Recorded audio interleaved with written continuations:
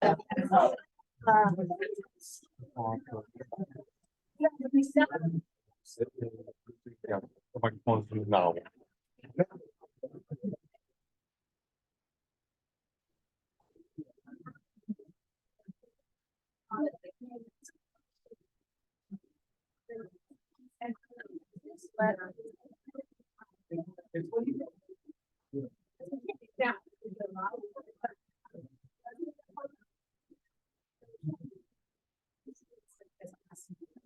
And I am going to change my name and then I'll turn it over.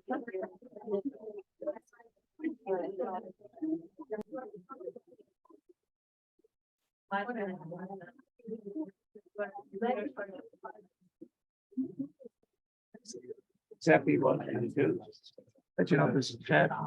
Yeah. And we'll, they, they're gonna get one and next, you know, can you make Jill?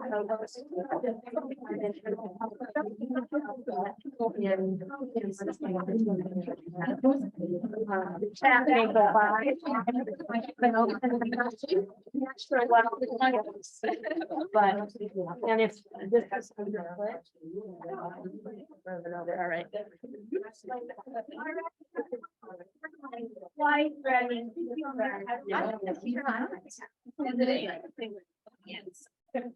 All right. Do you want me to sign it or you don't? I just did it myself. I don't need that. Okay. It doesn't matter. Tell me an issue. I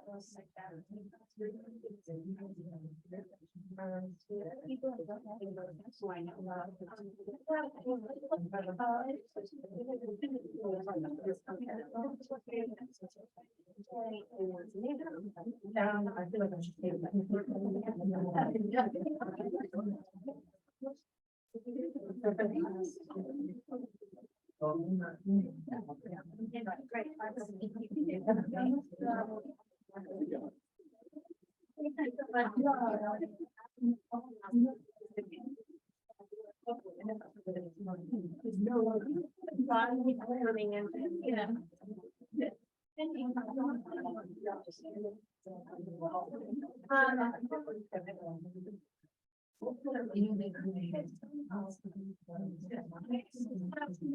Gonna need some chairs around the edge of the room. Is there someone that can help bring in some more chairs? Some of the people that might come in late. And from where? I don't know. You know, maybe eight, because I think you don't need that whiteboard. And I believe that there are these times. Just a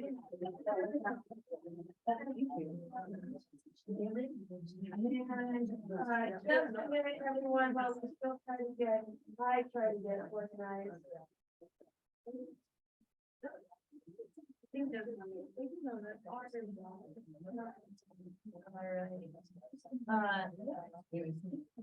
Thank you all, those of you who are at home.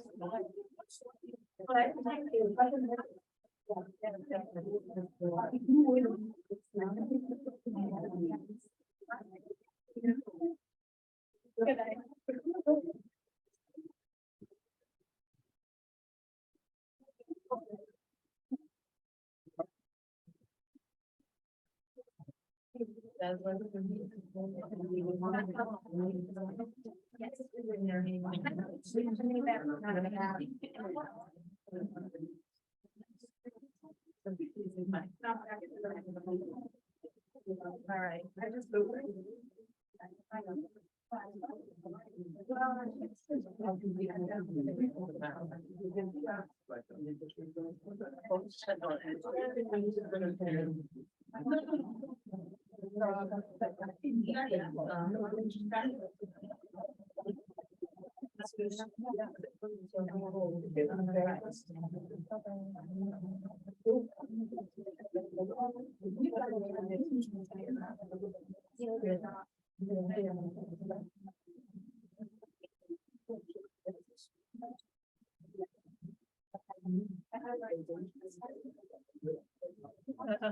Okay, let me interrupt session to say, we need our secretary to be here for the quorum.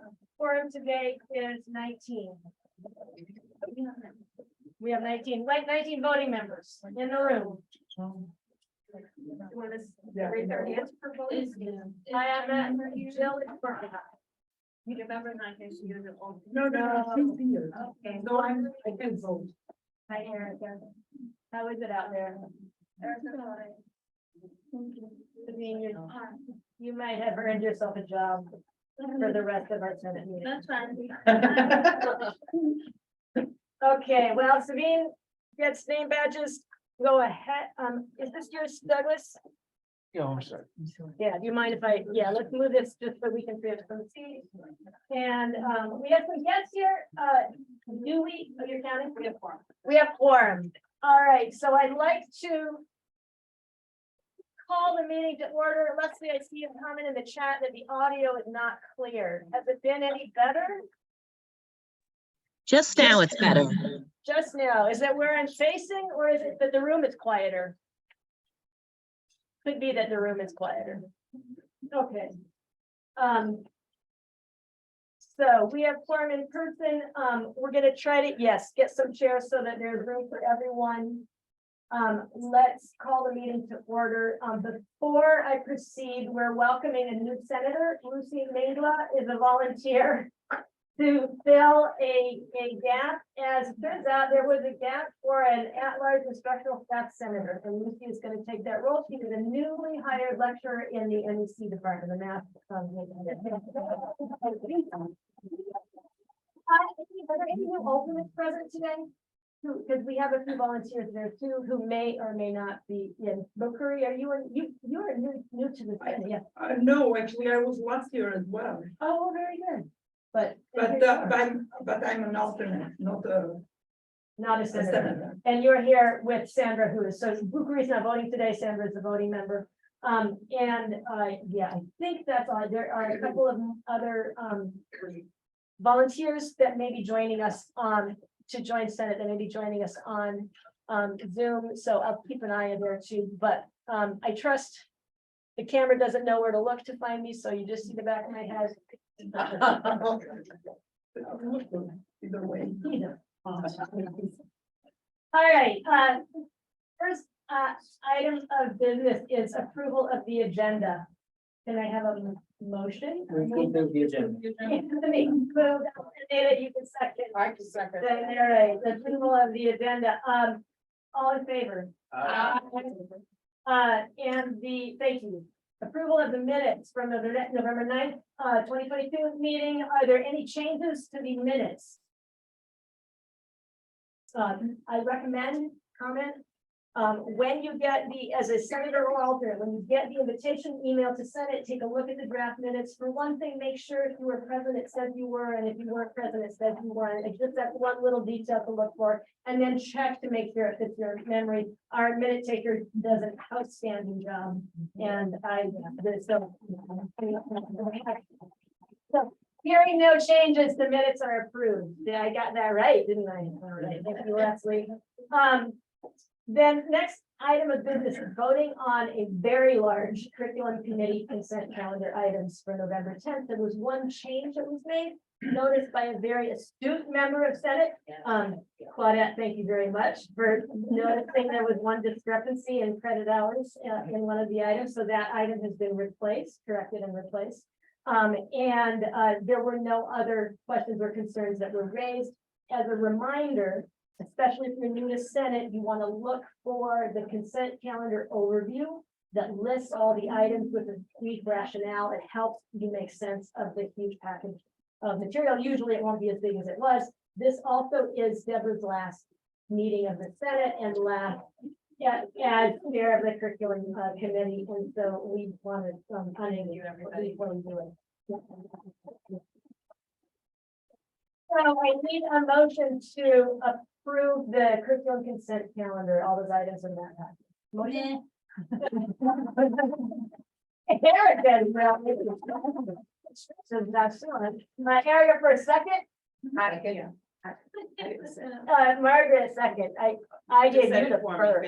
I gave you the fan. Margaret is the second. All in favor? Oh, wait, no. It's a roll call.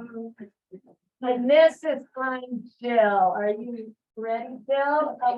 Roll call vote. Again, if you vote in the affirmative, it's aye. If you vote in the negative, which I recommend not, but of course, it's your choice, it's no. And you can't choose to abstain. If you're a brand new senator and still are figuring out what's going on, you can choose to abstain. Go, Okay. Jill, we're ready. Senator Buckley Lockhart. Aye. Senator Bush. Aye. Senator Calandria. Aye. Senator Clark. Aye. Senator Correa. Aye. Senator Davis. Senator Davis Cooper. Abstain. Senator DeCarlo. Aye. Senator Gordon Conyers. Senator Garai. Aye. Senator Inukanda. Aye. Senator Isaac. Aye.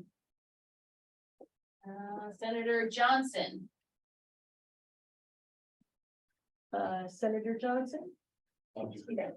There, Rebecca. Oh, Rebecca. She may not be. Rebecca, you're muted if you're trying to vote. We'll have to, let's come back to her, Dan. Senator Cower. Aye. Senator Kehoe. Aye. Senator Mingla. Aye. Senator O'Sullivan. Aye. Senator Pappas. Aye. Senator Pena. Oh, aye. Senator Ranjit Kaur. Aye. Work on it. Senator Rivas. Aye. Senator Rosepeace. Aye. You, Senator Scales. You, Senator Skamaka. Aye. Senator Sokolsky. Aye. And Senator Z. And Chair is an alternate. Right, no, so we just, Senator Johnson, if you can hear us, Senator Johnson, can you hear us? Maybe not. and then if not, Chairperson Bruns. Aye. You. So the curriculum consent calendar passes, and again.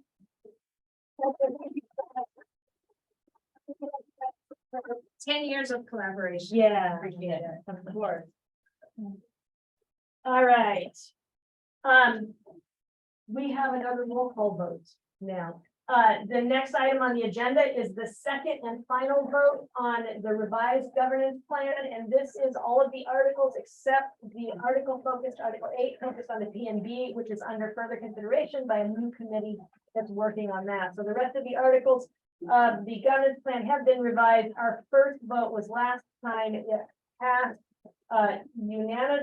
unanimously with one abstention. And so it is the second roll call vote that will approve the governance plan revisions and the work done by the committee. So I need a motion. I move to accept. Jane moves to accept the governance plan revision. Second, Cindy, thank you. And so it's a roll call vote again. This is an important vote for the work of the Senate. And if you are new today, this was the culmination of about 3 years of work chaired by Leslie Skamaka, working on updating and clarifying the governance plan. So, you ready, Okay, Jill? here we go. Senator Buckley Lockhart. Aye. Senator Bush. Aye. Senator Calandria. Senator Clark. Aye, with great thanks. More of that. Senator Correa. Aye. Senator Davis. Senator Davis Cooper. Aye. Senator DeCarlo. Aye. Senator Gordon Conyers. Aye. Senator Garai. Aye. Senator Inukanda. Aye. Senator Isaac. Senator Johnson. Aye. There we go. Senator Cower. Aye. Senator Kehoe. Aye. Senator Mingla. Aye. Senator O'Sullivan. Aye. Senator Pappas. Aye. Senator Pena. Aye. Senator Rodney Carr, Aye. and Senator Rivas. Aye. Senator Rossby, Aye. Senator Scales. Aye. Thank you, Senator Stamata, Aye. Senator Sokolsky. Aye. And Senator Z. Aye. Senator Bruns, there we go. All right, We did the governance plan revision passes unanimously. Okay. Thank you, everyone, and committee. If you've noticed some disruption, those of you at home, it's because the cookies and coffee are only just now arriving. And it's a worthwhile disruption. So you, once they are set up, and we are grateful for the staff member that's setting them up, once they're set up, please help yourself. It can be a casual enough meeting to allow you to get up and get some cookies. And those of you at home, let it be a lesson to you that.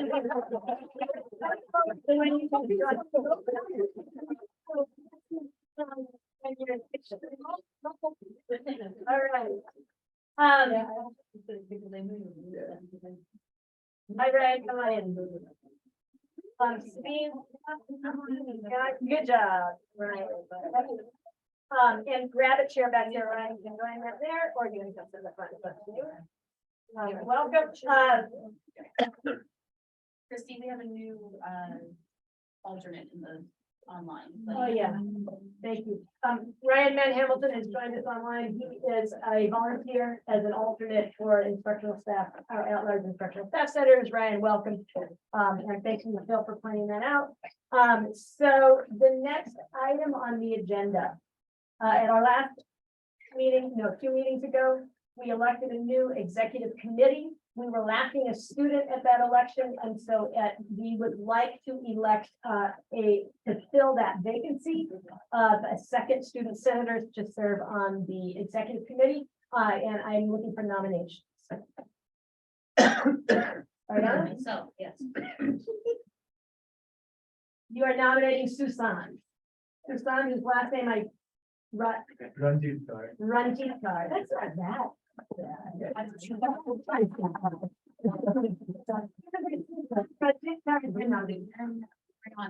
And Ariana.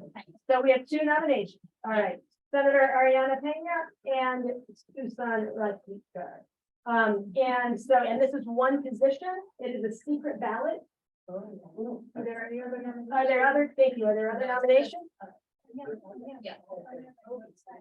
And how many seats? No. So Yana is already the student senator on the executive committee. There's only 1 seat. Okay, so it's 2 candidates for 1 seat. Anthony?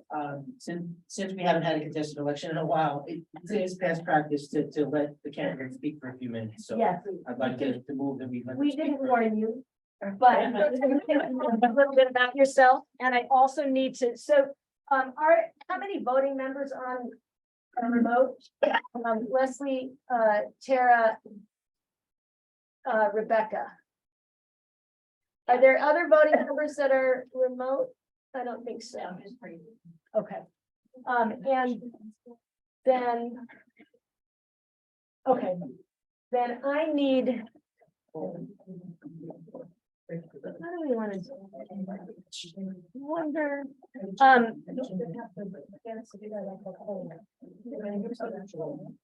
We have paper ballots. I have already set up a Zoom poll for those who are at home, but we can't have the computer on projector because we'll be able to see that. So, and I also have to update the Zoom poll. So, could I have someone handle this? Rita, thank you. Randy, you can give assistance. Everyone needs a bell, but we should hear the statements first. So hold on, let's hear the statements and then we'll try to give some instructions. And let me say, after this election, we are also going to elect 2 student members to the committee on committees. That does not require a secret ballot, so that can be a voice vote.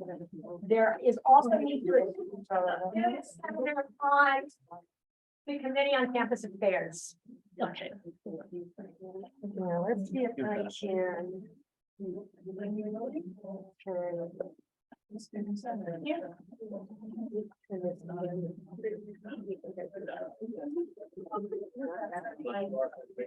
no.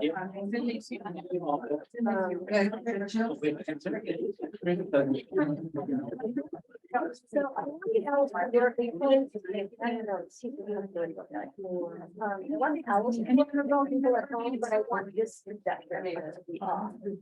And oh, here.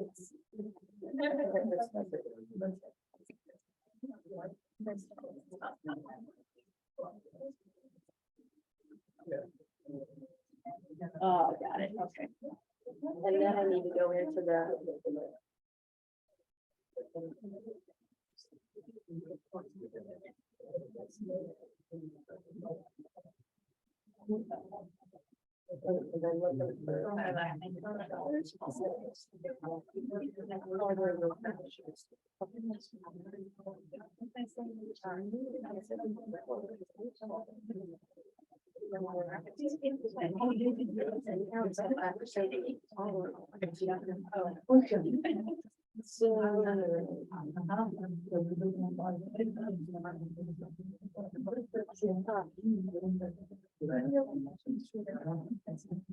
But for my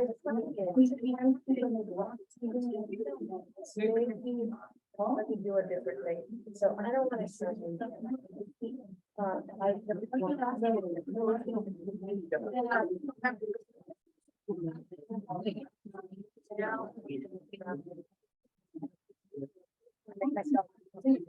And then go back. And then send these things.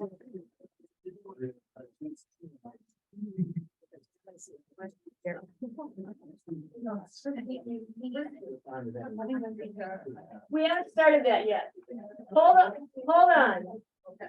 While I'm distracted by the updating the Zoom poll and we need to hear from the two candidates. So Ariana and Susan, would you give us Are they gonna be able to see in here? They should be. you at home? Yes, they should be able, we can't see and hear you. You at home, we turned off the Zoom pool, or we turned off the projector because we need to use the computer. But you can see and hear us, I believe. So give me just a minute. And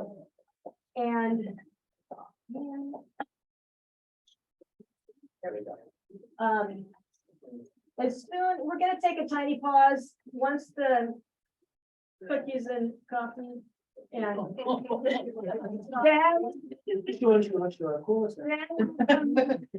we'll come back to this.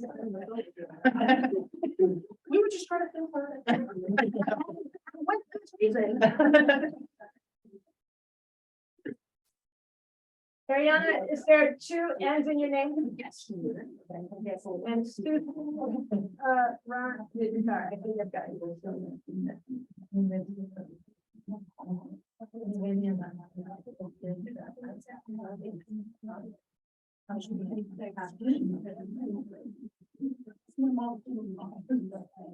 okay, I think, yeah, we'll just hold on and I can want to walk there, I can want to walk in there. Thank you all for your patience. If you can.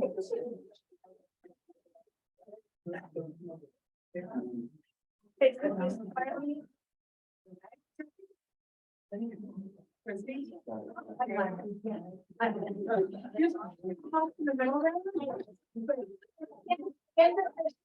Okay, make a turn. I'm good. You're having a brain spasm. I'm really glad you're. Never know. And.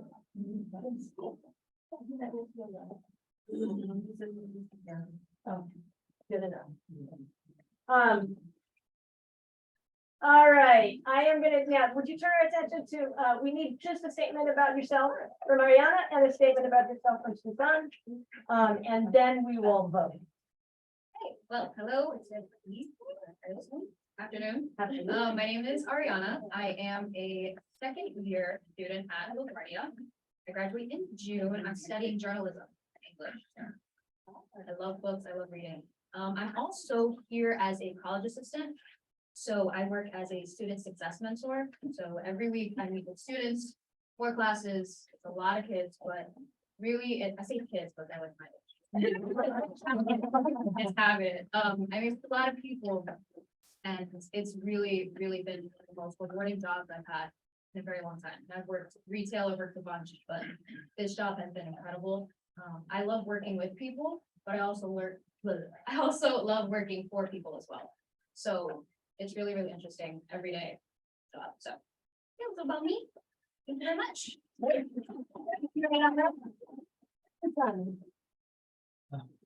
Hello, everyone. My name is Susan Rajikar, and I'm a second semester student here, first year. I'm a computer science major. And it's been a good journey till now, since I moved since I moved to a new country. Like, I'm not used to things, but I'm trying to grab all those things. I'm not like that experienced with things, but I'm always ready to learn and do things for the school and all the students, because the school has given a lot of things to us, not only education, but like friends, connections, and learning experiences. So I'm always open to help everyone in the school so that we can make it a better place. I mean, it's a good place itself, but we can always make things better. So I'm always open to those things, and I'm always open to help everyone. So that's me. Thank Great. you. All right, so if you at home can hear, we have a Zoom poll just for the voting members, who are not present.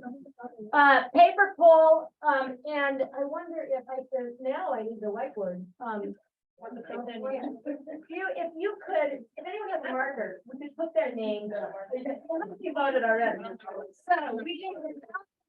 But this is. I hope there's not a column number 2 because I did not bring enough ballots. Executive committee. And the candidates are, Ariana or Susan. Are they both my first name or? Yes.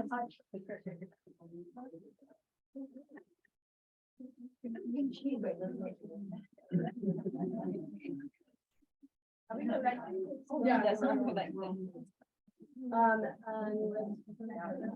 I'll go ahead and launch the poll. Thank you.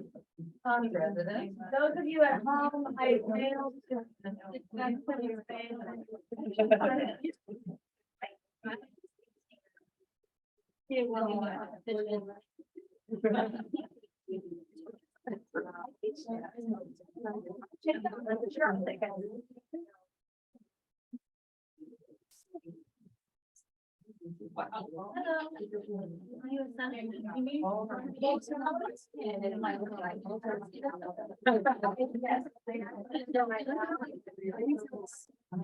Yeah.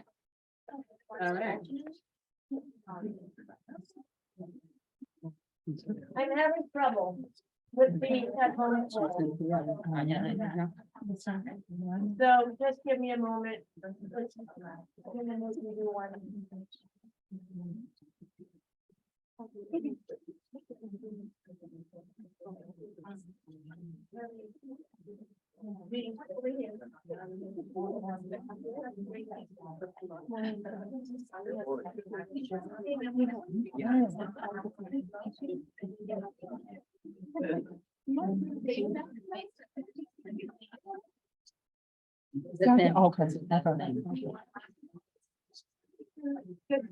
But if you ask Bill if you need help, like that would be great. But did you?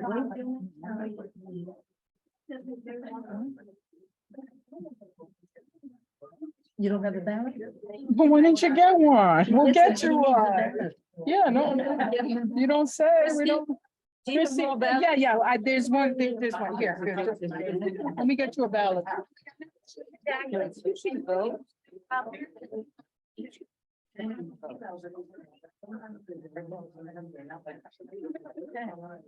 Speak on, come on. Oops. I signed in on it. I'm Like, and what do you need a pen? Ariana and Susan. Susan.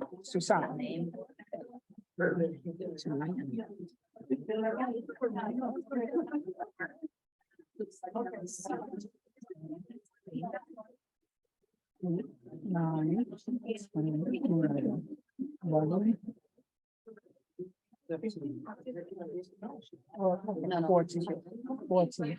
I got 14. How many voting? Do we need 19 votes for people? No, we just want to make sure that we have the number of votes. Okay. How many, I can't get the new. how many voters do we have? Jill?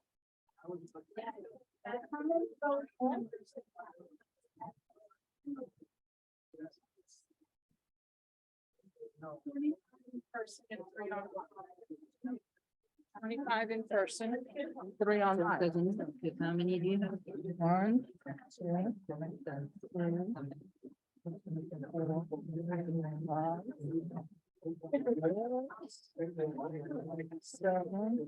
9, 10, 11, 12. You have. Yeah. So it's 25. That's good. So we have to wait. Yeah, for 30. The first you said 14. Yeah, Like yeah. That's one too many. Yeah. Okay. Cool.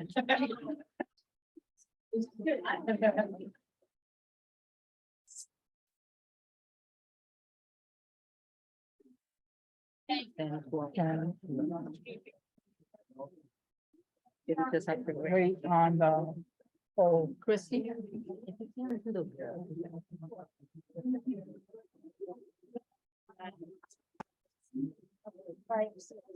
3 people, it's not worth it. Yeah. Okay. Just ask them to do it in the chat. It doesn't matter. It's Yeah. like, Oh, those things are at home. You need to be able to. because we need their home. Those of you who are at home, would you vote in the chat? If you are a voting member, I'll put the candidates in, the candidates. But if you put it in chat, it will be visible. They can direct message. Oh, yeah, yeah. The direct message, yeah. Yeah, direct. Direct, all right, are you at home? Are you able to see me? Just. Yeah, what do you, direct message? Senate. No, not Senate. Me. Senate will show on the screen. Direct message Christie with your vote. I have received a vote. Automatic. To Christie, Sarah, Rebecca.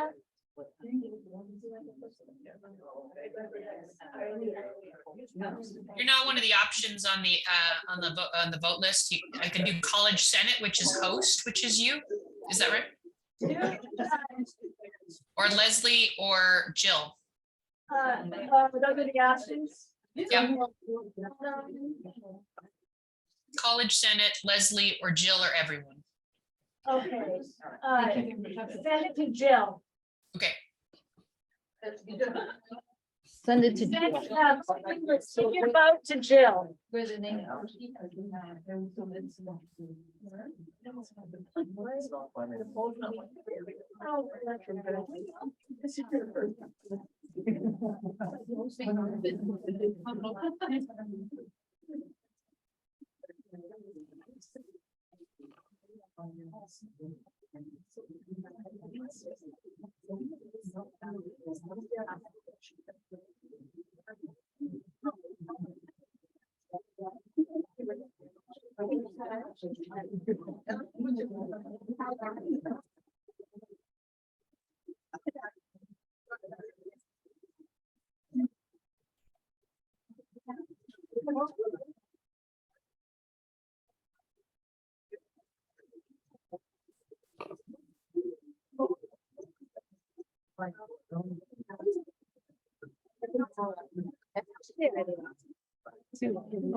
We're good. Go ahead.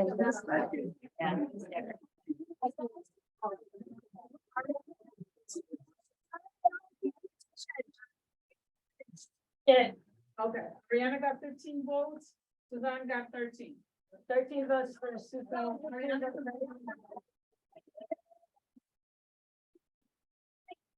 Your candidacies?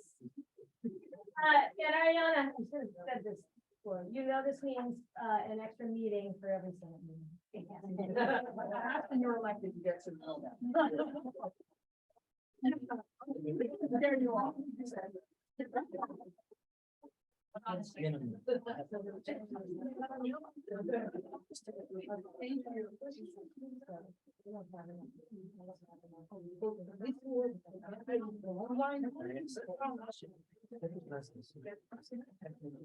need to have a conference for long.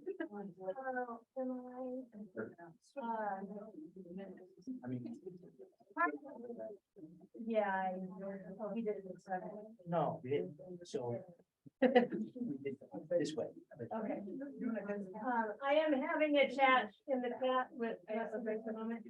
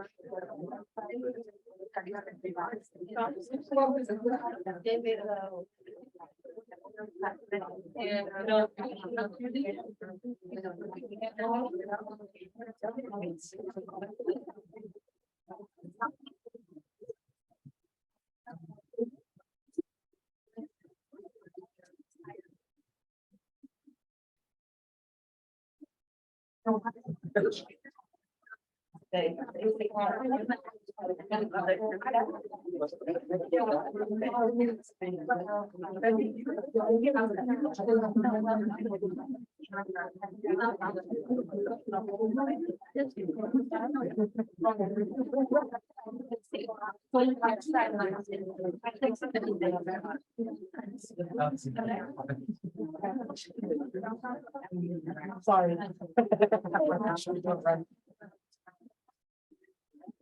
Meetings take a long time.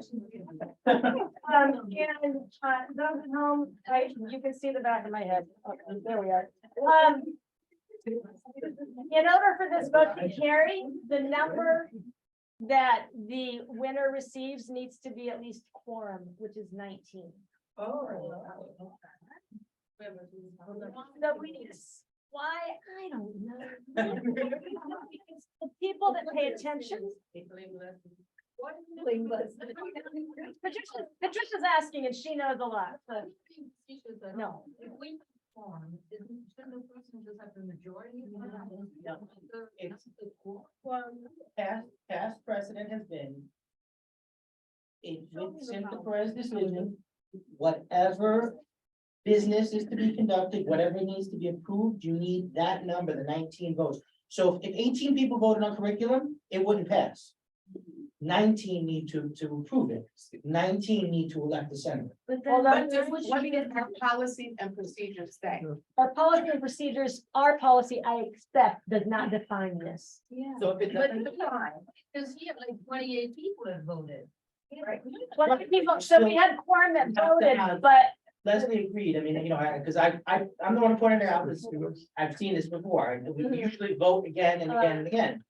Hugo in the chat, who also knows these things, says it's parent open meetings law. Right.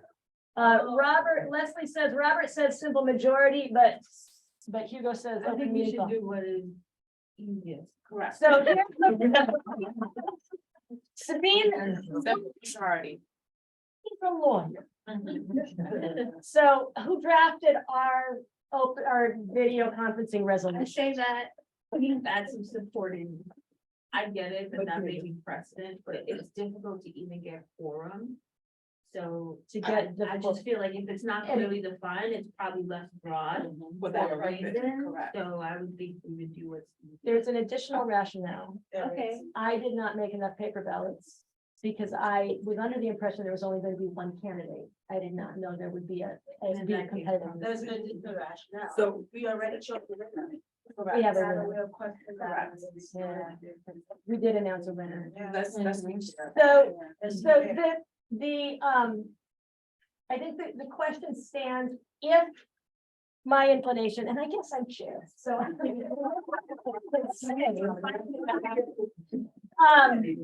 Because there's some question about the issue, while there is an argument on both sides, I think we go with the easier and more feasible option for today's meeting and not get bogged horribly down. And we do have a winner by only 2 votes, but it still is a winner. So let's keep this in mind for future meetings, but we may, and I will try to clarify what the open meetings law says. We're doing the best we can with that law. And I think we're doing admirably well. We are recording this meeting, by the way, which mostly impacts those at home, but you all are, Zoom, you might show up somewhere here on the owl. So, thank you, Amy. All right, so I am going to decide, even though we're bending protocol, perhaps that Ariana's election stands, and we are moving on to not a secret ballot, but we need to elect 2 student members to the Committee on Committees. Victory is the chair of that committee, and that is the committee again who fills the rest of the committees of the Senate to ensure that they're sufficiently staffed to run business. So do we have nominations for the Committee on Committees? So we had 3. 2 of the student senators are not here today, and the third one is Susan. So he's the only nominee that we have, unless Brian wants to jump in, I don't think. And again, for those, Ryan is a president of SGA, and in that role is a senator. Okay. So I think so. Are there nominations for the Committee on Committees? Just Susan, just one. Susan. What a relief that you're available.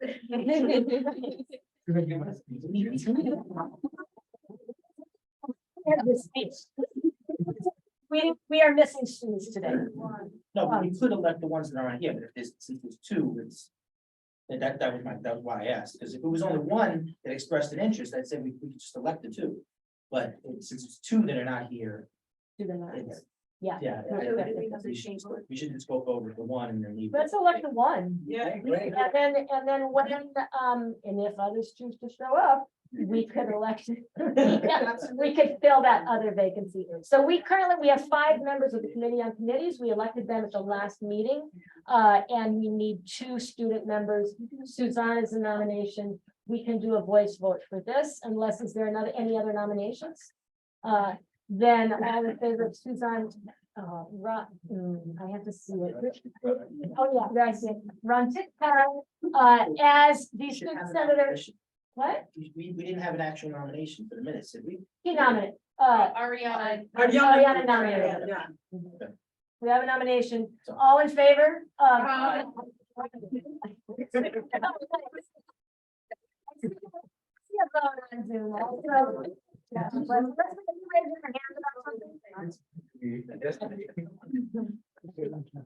Mr. Rebecca. Was that a vote, Leslie, or a comment? Okay, got it. So, welcome to the Committee on Committees. Charis, you have another member. All right, and let me, for my own sake, but also for all of us, on the agenda is an invitation to President Adams, who will be joining us today at 2:15. So we are going to proceed with the agenda beyond him on the meeting. Is there I think we're good on all of those things, right? So the next matter on the agenda is my chair's report. So let me do that briefly. While we await President Adams. So as I've already mentioned, the executive committee as authorized by the Senate 2 meetings ago, did a call for volunteers to fill vacancies for at-large senators. We received, as I mentioned last time, I think 10 volunteers, which was marvelous. And we have now filled those vacancies. Most have confirmed. Lucy is our new senator, as I mentioned. There is another new senator who apparently isn't here today. Daniel Mann has agreed to serve as senator representing the at-large adjunct faculty. And I believe we have an alternate for that role as well. And then we have a number of people willing to serve as alternate at-large senators. So the term of this is just this Senate year. So it's a short term just because of these important vacancies that we wanted to address. And we are now going to work on recruiting all of those volunteers to stand for election for next year so that they can continue their involvement on Senate. Last week, there was a meeting of the CUNY Council of Faculty Governance Leaders. It's all the chairs of the CUNY College's Senates and faculty councils. Rochelle serves on that. I serve on that. So, and it's a Zoom meeting, a remote meeting, but there were two things that might be of interest to you that I wanted to mention. And I consider it to be a really important place to show up, partly because we get to find out about CUNY-wide initiatives and what's going on at other campuses, but also I get to speak up and advocate for LaGuardia and for community colleges and our needs specifically. There is a CUNY-wide initiative on transfer and a new UFS ad hoc committee on transfer. Misan, I believe, is serving on that committee. Misan and Alex Duke are co-chairs of the Senate's transfer committee. And Misan has joined that ad hoc committee through the UFS representing LaGuardia. But there is a broader initiative that's included a CUNY-wide survey of faculty regarding transfer. And we had a presentation at that meeting of the results of that survey. I can't repeat them all, but so that you know, there's a lot of work that is beginning at CUNY Central and CUNY-wide regarding transfer, and I'm working to advocate as is Misan and others for LaGuardia's needs, for the needs of the community college students seeking to transfer vertically. The survey was almost entirely about vertical transfer, transferring from a 2-year college to a 4-year college within CUNY. So interest is now growing, and attention is being paid to this issue that's a concern. And for LaGuardia students and many 2-year college students at times have difficulty getting their credits to transfer even to CUNY colleges in spite of Pathways, which was designed to address that. So that's what this initiative is looking at. And I passed along the PowerPoint presentation and the contact information to our co-chairs of our own committee on transfer. There was also a presentation from a task force that's focused on promoting excellence in teaching at all CUNY colleges, ways to reward teaching, honor teaching, including the potential of CUNY-wide teaching awards, and urging greater weight for teaching in evaluation for promotion and tenure of faculty, a really important effort. They have one recommendation, which is causing already a lot of controversy, which includes that the 2-year colleges, the community colleges, they standardize the requirement that for our promotion and tenure, we need to seek letters from outside reviewers, which is not a thing usually at community colleges. So there's already been apparently 2 of the at BMCC and one other community college in CUNY. They require, broader in university systems, when scholarship is prioritized as part of your promotion and tenure, you need to get recommendations from outside scholars about your scholarship. For community colleges, because they prioritize teaching so much, that's almost unheard of. So this task force has raised that issue that we should standardize this and include all community colleges receiving, requiring outside reviewers for promotion and tenure. Where I push back, others have pushed back. It's a concern. Our provost Rosado is also pushing back against this. So there's concern raised, but overall, this initiative, I think, is a real strong one to value teaching more in the CUNY system. I mentioned if the Senate YouTube channel is still up, I'm going to be doing some work, especially once the semester is done, on getting help at improving that. But our meetings, as a reminder, are recorded meetings. are going to be posted there as required by the new open meetings law and the resolution that's passed. Again, the copy of the draft of the resolution itself, the resolution document is also posted on the Senate website. And we're going to continue using the Senate website, I think, more and more as a center of information for all of us. Last June, if you were a senator for our May and June meeting, if you were a senator then, you know that we considered and eventually approved a policy prohibiting the bringing of e-bikes or e-scooters or onto campus. I had noticed a few on campus, which I wondered about. I had not gotten far enough to ask about that. Thanks to a conversation last night with Anthony, I learned that our approval of that resolution or policy, thank you. Our approval of that policy apparently never reached the people who needed to enforce it, which would be my fault. So as far as I can tell, I'm like, so and just a reminder that at our last Senate meeting of the year last year, we approved the policy pending 2 revisions. We asked for those revisions and the Senate authorized the executive committee to review those revisions once made during the summer and approve the policy. I have in my email saved all the members of the executive committee saying, yes, we approve. And then I have a big gap in my email that is not my fault. So I wasn't able to see that I ever actually sent it to here or Fan VP or anyone else. So apparently the reason we're seeing these on campus is because no one is able to enforce the policy they didn't know they had. So last night I sent it with apologies for a 5-month delay. Sabine. Can I just make a suggestion? Yes. So I think it's great that we have a policy that has been approved. However, I think the implementation or how we market the policy needs to be it needs to be maybe start at the new year, not when we're going into the holiday season. Yeah. So that people know that it's something new and they need to pay attention to it. Because I think the way the implementation is important. Yeah. Sometimes people tend to ignore emails. Yeah, for sure. So, Liz. Can I just heartily second that, because we also don't want what happened with the final para issue, where like a student shows up with an e-bike who has a final exam, and then security invites them to leave because they can't have their e-bike on campus. I mean, that could really be a problem. So I will raise this issue with the cabinet on Monday, because that's where the VPs, including VP Manny Romero, will be present to hear about the importance of really working on the messaging around the policy.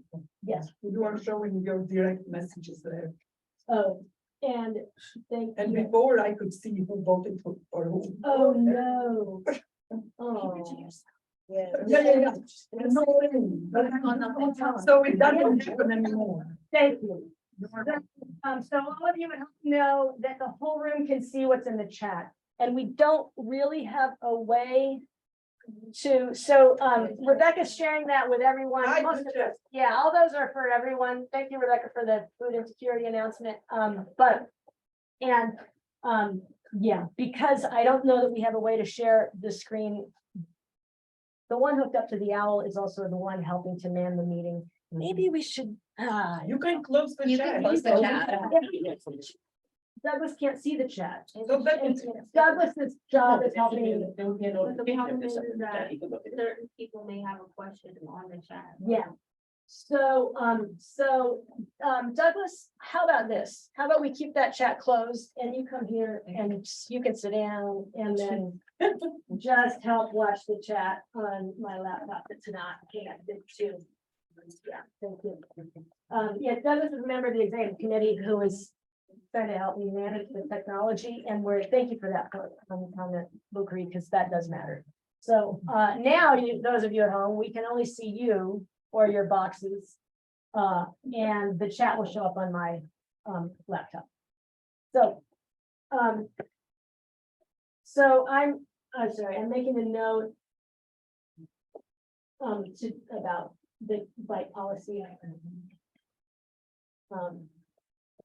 So that I don't forget, I think I must have sent it, but I don't see any evidence of it. Anita? Part of the policy of, and going along with, like having college-wide notice and getting this, people to pay attention. We gotta work on signage. Yeah. Okay, so if we wait till January, I think that gives us plenty of time to sort of like plan for that. And plan the rollout so that implementation and enforcement can really happen. Yeah. And even on January to the March. Because that's when they're gonna start. It's gonna be too cold now, because spring semester is when they are going to be here, because the weather's nice and everything. So, Yeah, because there's a lot of them there now, and that part of why this came up is because at campus fairs, it was mentioned that a lot of them are still, they're chaining them to the scaffolding, which is illegal to put anything in the scaffolding. So Ken was saying we should just start clipping those things because they're not supposed to be there. But of course, there's no signs, so right. We do have to start communicating this to the public. I agree that we shouldn't do it during the holidays, but we have to start a process like I said, so that it gets there. So I mean, marketing should be working on it. What I'm happy to say is I'm well taught that Senate is not an implementation body. Implementation is not our purview. We make the policy and we let others implement it, but I will pass. I will pass along that advice, that strong recommendation from Senate to the members of cabinet, so, and then they will, they get to do it all. Right, okay. In the bicycle kind of policy, we should tell the students that they have the option of like leaving the bicycle by the parking lot over there. Yeah, it is gonna, the whole policy itself includes instructions like that, so they'll need to be, so there's a lot of communication that will have to happen. Now I know why none of it had happened already. They didn't forward the policy, so that's where that is right now. Lastly, at last Senate meeting, we started to consider, or someone proposed that we move committee reports to earlier in the Senate meeting, or so that the chairs of the committee or not senators don't have to wait through the meeting. We began discussing that with the executive committee. There's a disadvantage, which means that then all of important Senate business is done later in the meeting and not. So I wanted you to know that the executive committee is going to continue discussing ways to make our Senate meetings more efficient. Especially regarding committee reports. So there'll be more coming in that regard. If you have ideas, let us know. We're considering maybe cycling the committee reports, so you can report if you have anything urgent, but otherwise you just report, once a semester or twice a semester or something like that instead of every meeting. So we're discussing that. Patricia? I was the one, I think, who proposed that. I think what's important is that if we want to involve more members at the Senate, and we want to encourage non-Senate members to be on committees and to chair committees, we can't expect people to be here until the end of the Senate. I think it's a disadvantage for people to say, well, you mean I'm going to have to be, at the entire Senate to report. And we know that we've had we moved Deborah at the beginning for that particular revamp. Treasurer Talent is done right at the beginning, so Deborah can go. But we know from experience, Alex Rojas, who's still here, Alex, Chris McHale, is to come to Senate and wait until the whole meeting. There is at least one committee chair who is going to show up today at 3:30. I've already discussed it with her. So, and so committee chairs, that is always an option until we figure out a more efficient way to make this work. An option would be to come later. If you're not if you're a senator, obviously you need to be here. President Adams, come on in. That was actually the end of my. You're doing great. Because there is something that I have saved to do until you're here, just because I wanted you to be here for it. Is the owl working? There, it is. I think so. Anita, this is Anita's last meeting. After you can.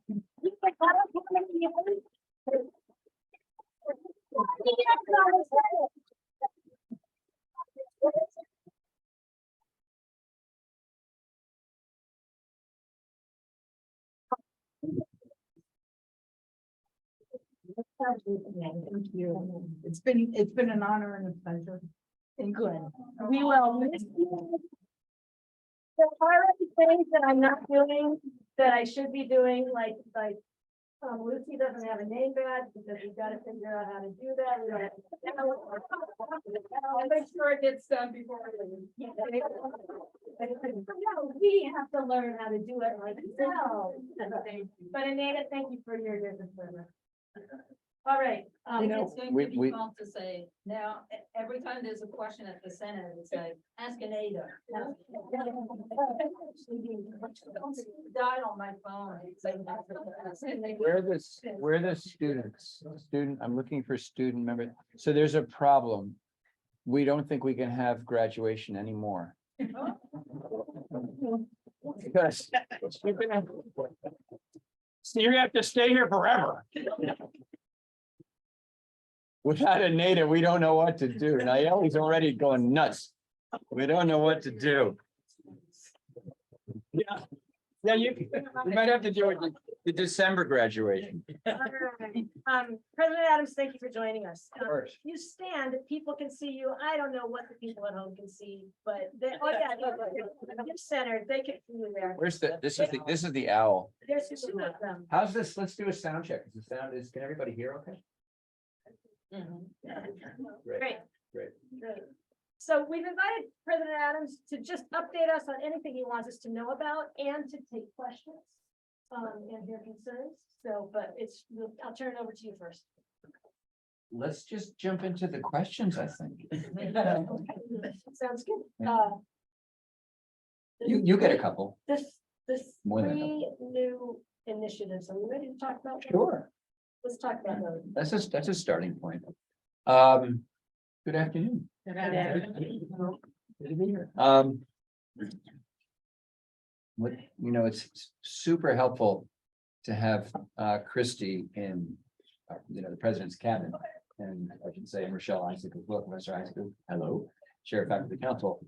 Because it means every Monday at 9 o'clock when we meet, two things happen. More than two, but at least two.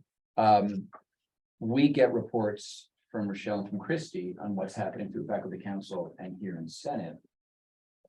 And I should also say it happens that they're both English department faculty members, so we get right down into what's going on in the classroom, like every Monday morning. That's really helpful for those of us here on the 5th floor. But the other thing that happens is they get to hear, or they are very much members of cabinet, so they participate in discussions that we have about big topics at the college that we care about. And then they get to say, usually it's Christie says, well, wait, bring that back to the Senate, President Adams. And she's much more polite about that. Don't speak that way.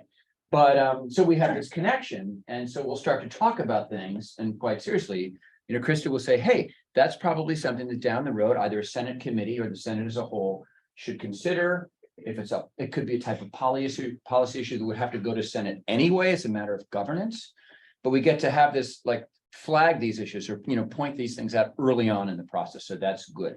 So what Christie's referring to is this. Back in August, I hosted kind of a cabinet retreat, a summer retreat. We went over here to Voice Technologies, people out the way, the factory some of you may know on Austell Place, and we spent the day there. Really talking about, again, kind of big issues that we're concerned about here at LaGuardia. And we did a series of exercises. There are about 13, 14 people in the cabinet. And we ended up, through these exercises, identifying 3 areas of concern. And not a lot, actually, we'll call them concern and opportunity. So one was, for example, professional development. And one was advising. And one was, I'll call this area of opportunity, a concept that's very increasingly common in community colleges around the country called guided pathways, which is really like an organizing framework for community college programs. Anyway, we identified these as 3 issues we wanted to work on. And out of that created 3, what we're calling priority initiative planning teams. I didn't want to use the committee because we have too many committees at LaGuardia, which is why we call this place LaGuardia Committee College. So instead, we said we'll call them planning teams. And we're about to announce this. If not in today's newsletter, I just came from seeing Manny Romero, our head of communications, who does the new weekly newsletter, definitely by next week, because we're putting a call out for volunteers to be in these groups. Each group is going to be co-chaired In most cases by a cabinet member or that someone paired with somebody else. So for example, advising, not a surprise, is going to be our provost, Billy Gastigrasado, and Faye Butler, our VP of Student Affairs. And they've already started working on this, and I'm not allowed to give away their work. I'll tell you a little bit, but they'll be presenting it. And this idea of professional development is Marta Clark, our head of HR, working with Asanta Howard. It's Asanta, right? Asanta has all of our business services programs, and Goldman Sachs programs in the ACE division. And then this third area, which is more the sort of proactive planning and thinking called Guided Pathways, is VP Sunil Gupta from ACE with Eric Hoffman from Academic Affairs. The two of them both are experts in this area already, and they've been to workshops. They went over the summer to a place, CCRC, the Community College Research Center, Columbia University Teachers College. They have a big foundation in this, and so they want to bring a group of people together and talk about how it could be implemented. It doesn't really, Guided Pathways is a way of organizing community college programs. It doesn't change programs, but the idea is to set it up in a student-friendly framework. So students come in and have a really clear path through to their transfer, to their senior college, to their job, to their career. So it's really a way of sort of an organizing framework. And so Christy, that, those three groups, what we have so far are the three groups and the co-chairs for each. And what they're about to do, they're kind of writing a draft mission statement for each group. And when they're comfortable with that, they're going to go to Manny and announce this. So everybody, we're going to invite everybody, faculty, staff, and whoever wants to participate. We're trying not to make it too long or too much time. We know everyone's super busy. This will get started after the holidays, series of meetings to discuss these and then look at each one. And if there's agreement that we should pursue something like the Guided Pathways model, well, they have to come up with a work plan. And at what point do they come and make a more formal presentation to Senate, for example, or, what are the steps needed to make some of these changes? Some of them could be administrative. I don't think any are significant policy changes. But they really require broad-based discussion and input to get them right. I think they all go to objectives we'd all agree on. We want the best advising possible for our students, right? We want an organizing framework for programs that's student-friendly and that increases student success. And we want professional development for faculty and staff so that everyone's got the experience and knowledge and skills to again, supervise. This all comes back to serving our students as most effectively as we can and moving the needle on student success. They all kind of do that. So that's what's going on. More on this as you'll get to read about it. Purely a volunteer thing. To the extent that you want to sign up and get involved, that would be great. But as senators, you're already busy.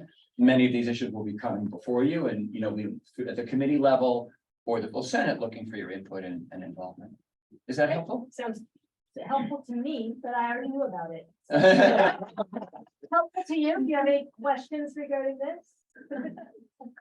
I think just a quick question. I think these are wonderful, and I think the way you're gathering everybody and trying to get those initiatives sort of with buy-in to make sure that everybody feels involved. Why no co-chair or faculty members? They're not full, the groups aren't fully formed. And so a group could, they're just planning groups, right? Frankly, the fact that they're largely cabinet members was for accountability to me as the president. But a group could, Eric and Sunil could have another chairperson as a faculty member if they wanted to do that. The structure is not, so rigid. And so you could have three people, but honestly, the short answer was, Patricia, because I looked around the cabinet after they did this exercise, it's okay, who's going to help move this stuff, right? And I didn't want to I can create work for the cabinet members. I don't want to create work for you. You know what I mean? So you get to volunteer, but. Thank you for that, added element, because I think in terms of perception and communication, to feel like those initiatives are the way you want them to be, which is open and participatory. Right. But somebody like me, the first reaction is going to be, well,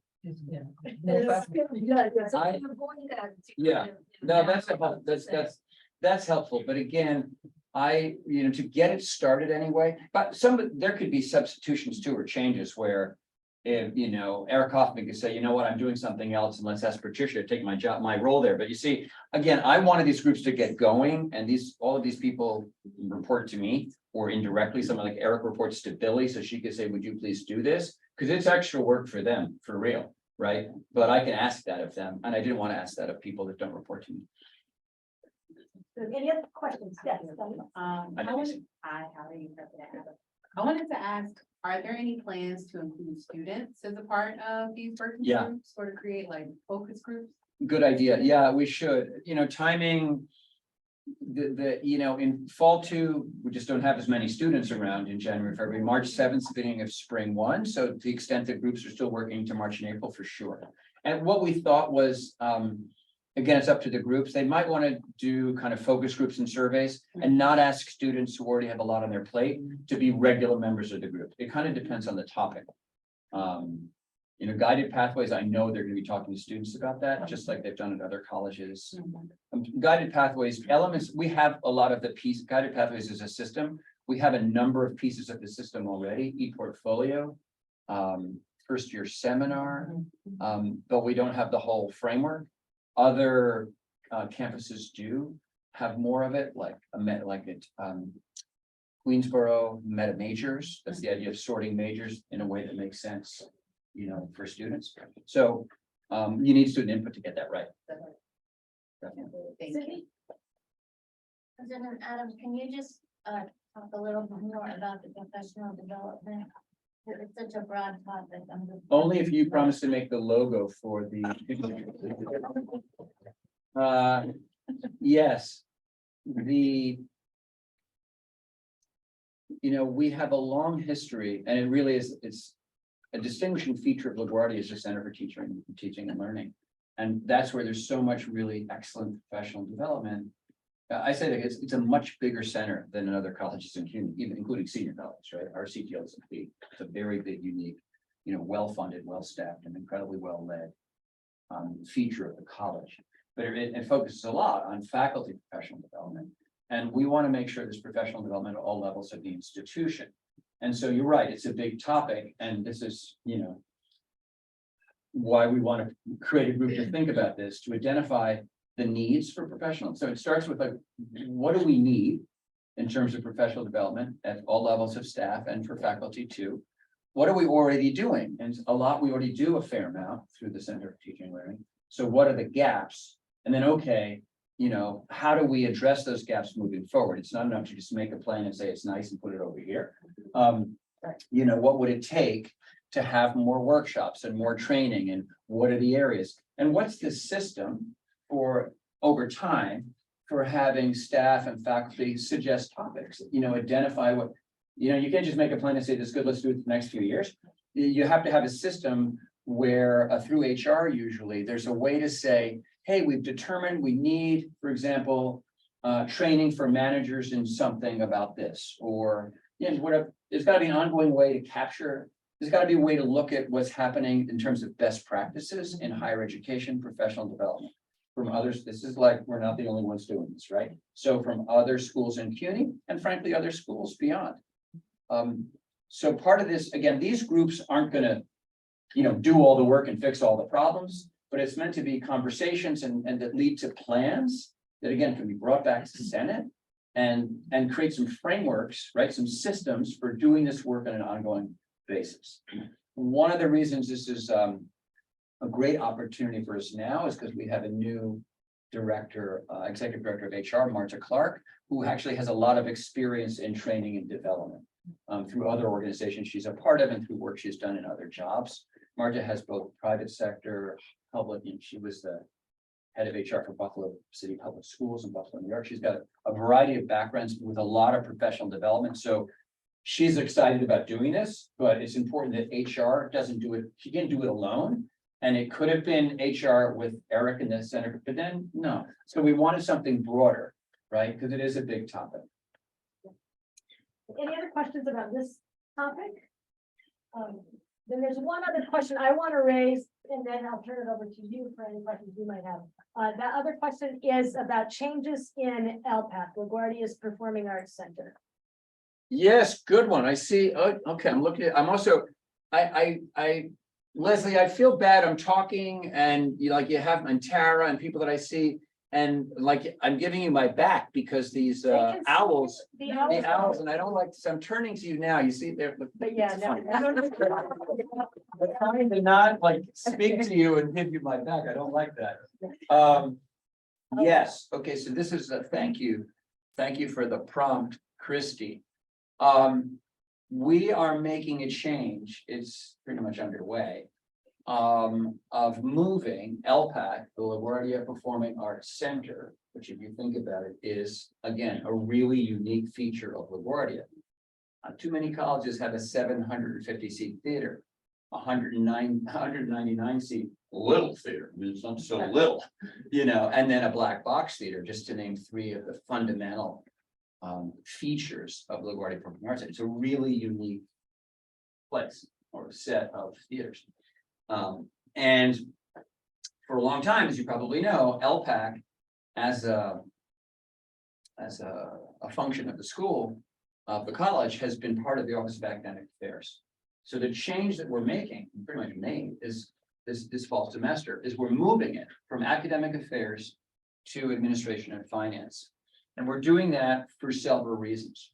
And by the way, it doesn't affect the employees, it doesn't, right? It's an organizational change for a couple of really important reasons.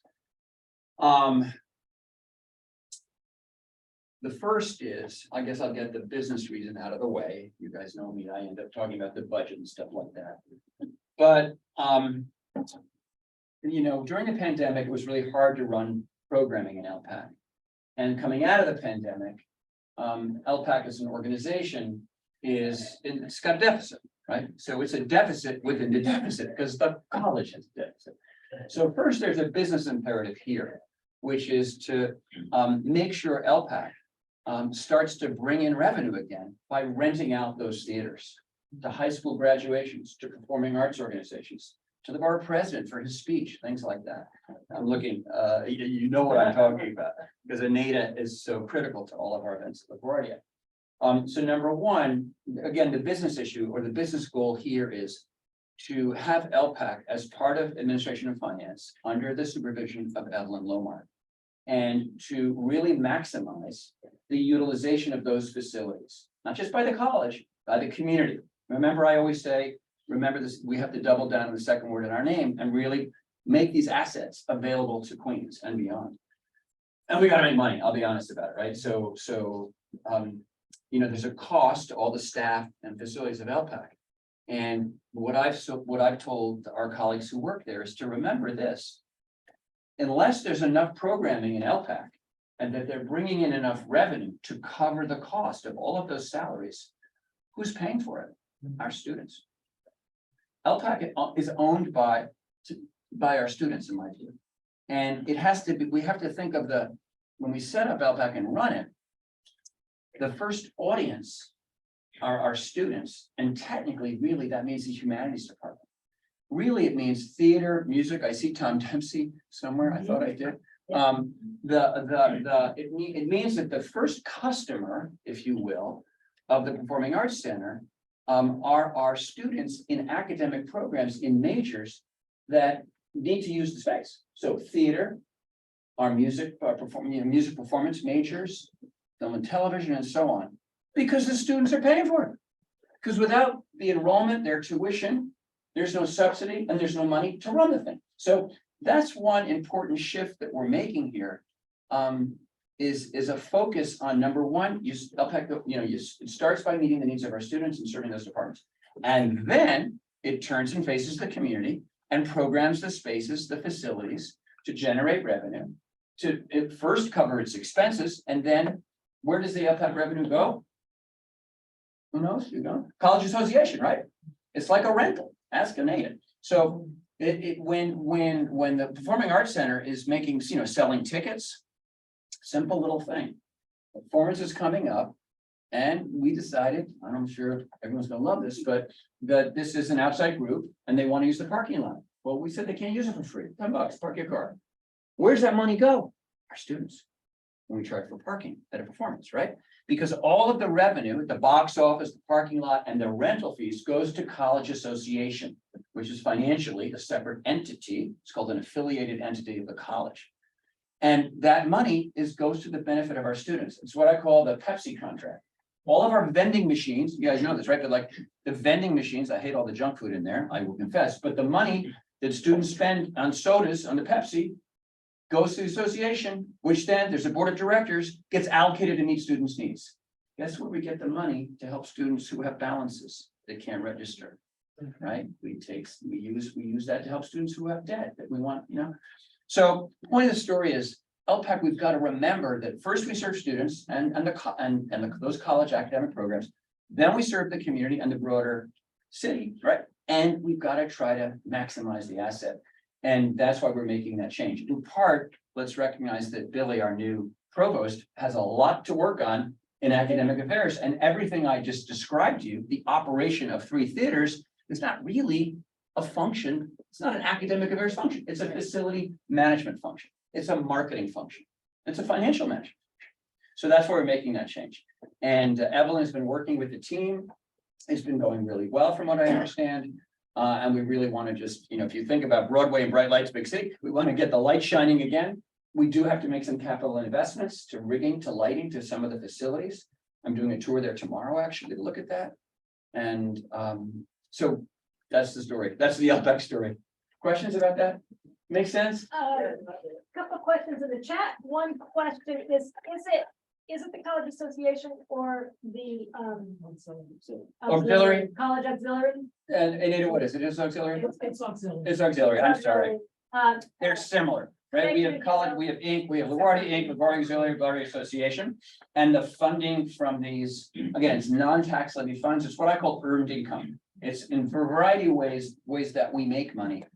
It doesn't go into the same bucket of tax levy like all of the money for our college budget. It's off on the side. So it's auxiliary. Thank you. Yeah, and another question from the chat. How will we make sure that student and campus groups are prioritized in having access to it? Well, that's largely what, that's a very important reason behind making this change. I'll put it, for the time being, Evelyn Lomark, who is overseeing all of this, is also working closely with my office. Obviously, she reports to VP Irfan, but also with Nayeli Valencia Ture, who's my chief of staff. And Nayeli, before she worked here, worked at Queen's Theater, Queen's Library. She's a background. She's a dancer, and someday we'll get her good. She's a dance company. We'll get her to perform at LPAC if she can pay. If she can get enough people to come and pay the thing on the parking lot, we should get her a spot. But anyway, seriously, so part of what the process now is, anyone who wants to use LPAC goes to Evelyn, and Evelyn checks with Nayeli. And we're looking for 2 things. We're making sure, and Evelyn has already met with Vera Albrecht, the chair of humanities, and the program director, and we'll be meeting with those program directors there. Because we're trying to check for 2 things. We're trying to check that we're first meeting the needs of students, but also there's a balance. So to be fair, like if Evelyn does book, like we get requests for high school graduations, right? That could be for next June. And if we say yes and sign a contract with aviation and they're gonna pay and it's on a certain date, it wouldn't be right. Where's my friend Tom Dempsey? For Tom to go up and say, oh, you know what? I want to do a music performance on that same date, throw out the high school. No, because we already signed a contract and we need the money. So there has to be a balance between the, you know, the serving students' needs and then also the business functions and the revenue generation. So Nayeli and I are going to help with that for the time being, especially Nayeli. Great. Are there other questions about this change? Then, and let me remind you, senators, part of our role on Senate is reporting back to our constituents about what the work of Senate, in fact, including what we learn in Senate, so that as a way of ensuring that communication is working effectively here. So, so this is something to also report back to constituents. I'm sure there'll be some more about it, but yes. If I didn't say it, I do want to say that all of us who've been working on this, VP Irfan and Evelyn, Nayeli and I are really grateful to the LPAC employees, the team there, who work very hard and are good people. And, you know, this has been, right, this is a big change. There were, you know, and folks have been supportive and cooperating and, you know, it's a team effort to get it right. And I think everybody is on the same page, that this asset first and foremost is we serve our students, right? And obviously the programs. And then we turn and face the community and do everything they can to maximize revenue. But I just want to shout out to everybody this has happened pretty quickly. We had to do it for these reasons I'm talking about, and folks have been great about it. So I really appreciate that. Great. Great. So are there other questions you have for President Adams? Other issues you'd like to raise? Yes, Susan. Yes, so President, like the way you go about the vending machines that they are helping, but. I'm not sure they're helping, but we're. So like, actually, they are not actually helping, because most of them break down once in a while, Yep. and like every day. So like students who are studying in the week ends, they don't have access to other like I know. shops, so they have. This is a big thank you. I'm sorry, tell me your name. Susan, What's your major? computer science. Oh, great, great. This is a food, so food is an ongoing challenge. It's a problem, right? And we are. You know, when I am here in the evenings, you know, and I work late and I go back to the train before I go to get the G train and go to Square, I always check to see in the C building, is the food still open? And for a while early in the semester, where's Skin Shop? It wasn't open, and your senator over here literally stopped me on the. I was trying to go home, it was like a long day. It's just like, look, and she's pointing, and she's with her friends, pointing in the window, right? I'm looking through the window, and you can see the roll down gate is closed, and the food thing is closed, and it was like 6 o'clock, wasn't that late? And so I said, thank you. I go back next day, Shahir, we got to get this thing. He says, well, the problem is that they're not making enough money to pay the staff, because, you know, on nights and weekends, I figured out, like, we got to figure it out. So that now is open later, right? The whole classroom, thanks you. No, thank the senator who was representing her constituents, okay? And every other hungry LaGuardia student. And so then we kept it. And no, seriously, but it's not enough of a solution. So I appreciate that you flagged it for me, and I really appreciate the staff that did this. Remember, MBJ is a small company based here in Long Island City that has a contract with LaGuardia to do all of our food services. So that's why you always see the same sandwich. Yeah, it doesn't change that much. But no, they're great. They're really good people, but they've had a really hard time because of the pandemic, because they went through a couple of years where there was nobody here. You know, they had to lay people off. It's really hard. So we're trying to help them get back on their feet, and we're trying to push them. But then when we don't give them enough sales volume, they'll lose money, and that doesn't work for them. So we're trying to figure it out. We may actually start after the holidays talking to some other companies. Don't tell MJ I said that, but seriously, we have to seek a solution that serves our students most effectively, whatever that might be. And if you were to ask me, you don't have to, I just said it. We are considering, talking to some other operators to get the best possible services for LaGuardia students and faculty and staff. So we're totally mindful of that. I think about that a lot. Because we're sort of in I don't want to call it food desert, it's not that bad. It's like, the solution can't be, when students come for 8 o'clock classes, 7 o'clock classes at night or on Saturday, the 7-Eleven's the nutritional, answer. No. Right. But that's like melt the cheese thing they do and the hot dog, oh, please. No. Patricia? President Adams, could we consider doing our own food service the way it's done at, like, I think it's CSI, the college at Staten Island. I had mentioned that to Shahir to see if there's a way to run our own food service. Maybe we have majors in culinary management. I mean, is there a way to make that? Thank you to Professor Nicole Fernandez, an amazing program, which we've been featuring on the webpage. What's it? If I finish with-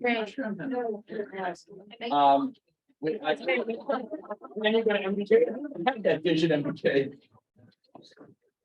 I know, would you look at that? Again, it's just, MBJ, these are professionals, right? These are serious, and they have a hard time making ends meet. Part of the problem is you want to keep the costs as low as you can, and it's not that low, but there are all these expenses. When I was at Bronx Community College, they had the deal that some other community schools had with Obon Penn, and it was expensive and a limited menu. And the same, MBJ at least got salads, and, a little more variety. So different schools have different solutions. So I think I think that's interesting to look at as Addition to them. yeah, as a subset, maybe, like, in other words, not for the whole service, but what about something that involves students in doing the desserts or in doing just one stand or something like that? We should look at that. Weekends, for example, or times that are, Except students need to study, that's the other thing. And it's coming back to run food service. learning program. Oh, you're right. Totally right. Business. Yeah. Take care of. It's a great, yeah, and why not have it be, but something that's manageable? Again, I would say not the whole enterprise, but maybe a part of it, right? And a kind of service like faculty could help serve and, you know. When anyone ever see, you know, the culinary program in CUNY has always been at City Tech in downtown Brooklyn. It's famous. I mean, you know, some of New York's leading chefs came out of there, and if you go, I've been fortunate to have lunch there with the president, with Russ Hustler. You walk into this room, it's like a restaurant, like a 5-star restaurant. Well, it's CUNY, it's not 5-star. It's a little threadbare, but the maitre d' is a student, the hostess are students, the waiters, waitresses, the food, it's all done by students. They come out, they serve the whole. Do they get paid or? I don't know. That's a great question. I don't know. But it's what you're saying. It's the experiential learning. And so I think it's 1 day a week. Faculty and staff go, and that's where they eat. I don't And think they get paid though, because I got an invitation to help them. Oh, It's like, well, not go. I haven't been in a while, but it's what Patricia's talking about. It's a really great experience for those students. Because they really are having working in a restaurant, you know? Susan, good question, obviously, but thank you. Everyone likes to talk about food. Looking to the food conversation that's in the chat, which I've been paying attention to, is the cost Yeah, of the food downstairs. I mean, I think that there are some lower priced items, but those items are not a meal. Like there are snacks down there. So if somebody comes in with a small amount of money, they're really not gonna be able to get much food. The cafeteria, when it was open, had many more options that were feasible for students that were. As somebody who never has enough time to put together food to bring with them to campus, right. I'm consistently on that line downstairs. And if you want a meal, there is one box there with like chicken in it and it's $12. Right. And that's it. Or you get the chips and the candy bars. Yeah, So meal wise, that's what we have, and it's really not an appropriate option for a lot of Totally agree. people. totally. Yeah. And the other, we probably all had this experience where you run down, if you run down at the wrong time, the line is really long. Yeah. I've gone down at least the one E building and walked away because I couldn't. It's nice to talk to everybody, but I would never get a sandwich. I am sensing I'm just a standing potential here. committee. Oh, No, good. right? If, I need to, Takes care of. you have campus, you have a committee? Campus affairs, So campus affairs, may want to consider an ad hoc committee to look at creative solutions to improve well, that. at the very least, should we in the new year do kind of an RFP for a new operator, right? We would want to have campus affairs work on the scope and look at the requirement, look at, okay, for example, all these issues, pricing, all this, right? So I can't Shahir and I started to talk about that because we are really focused on this. And we have an existing contract with the vendor, right? So it's delicate, but Yeah. we want to do something. Sounds good, sounds good. Carlos, and then I know Rochelle had her hand up.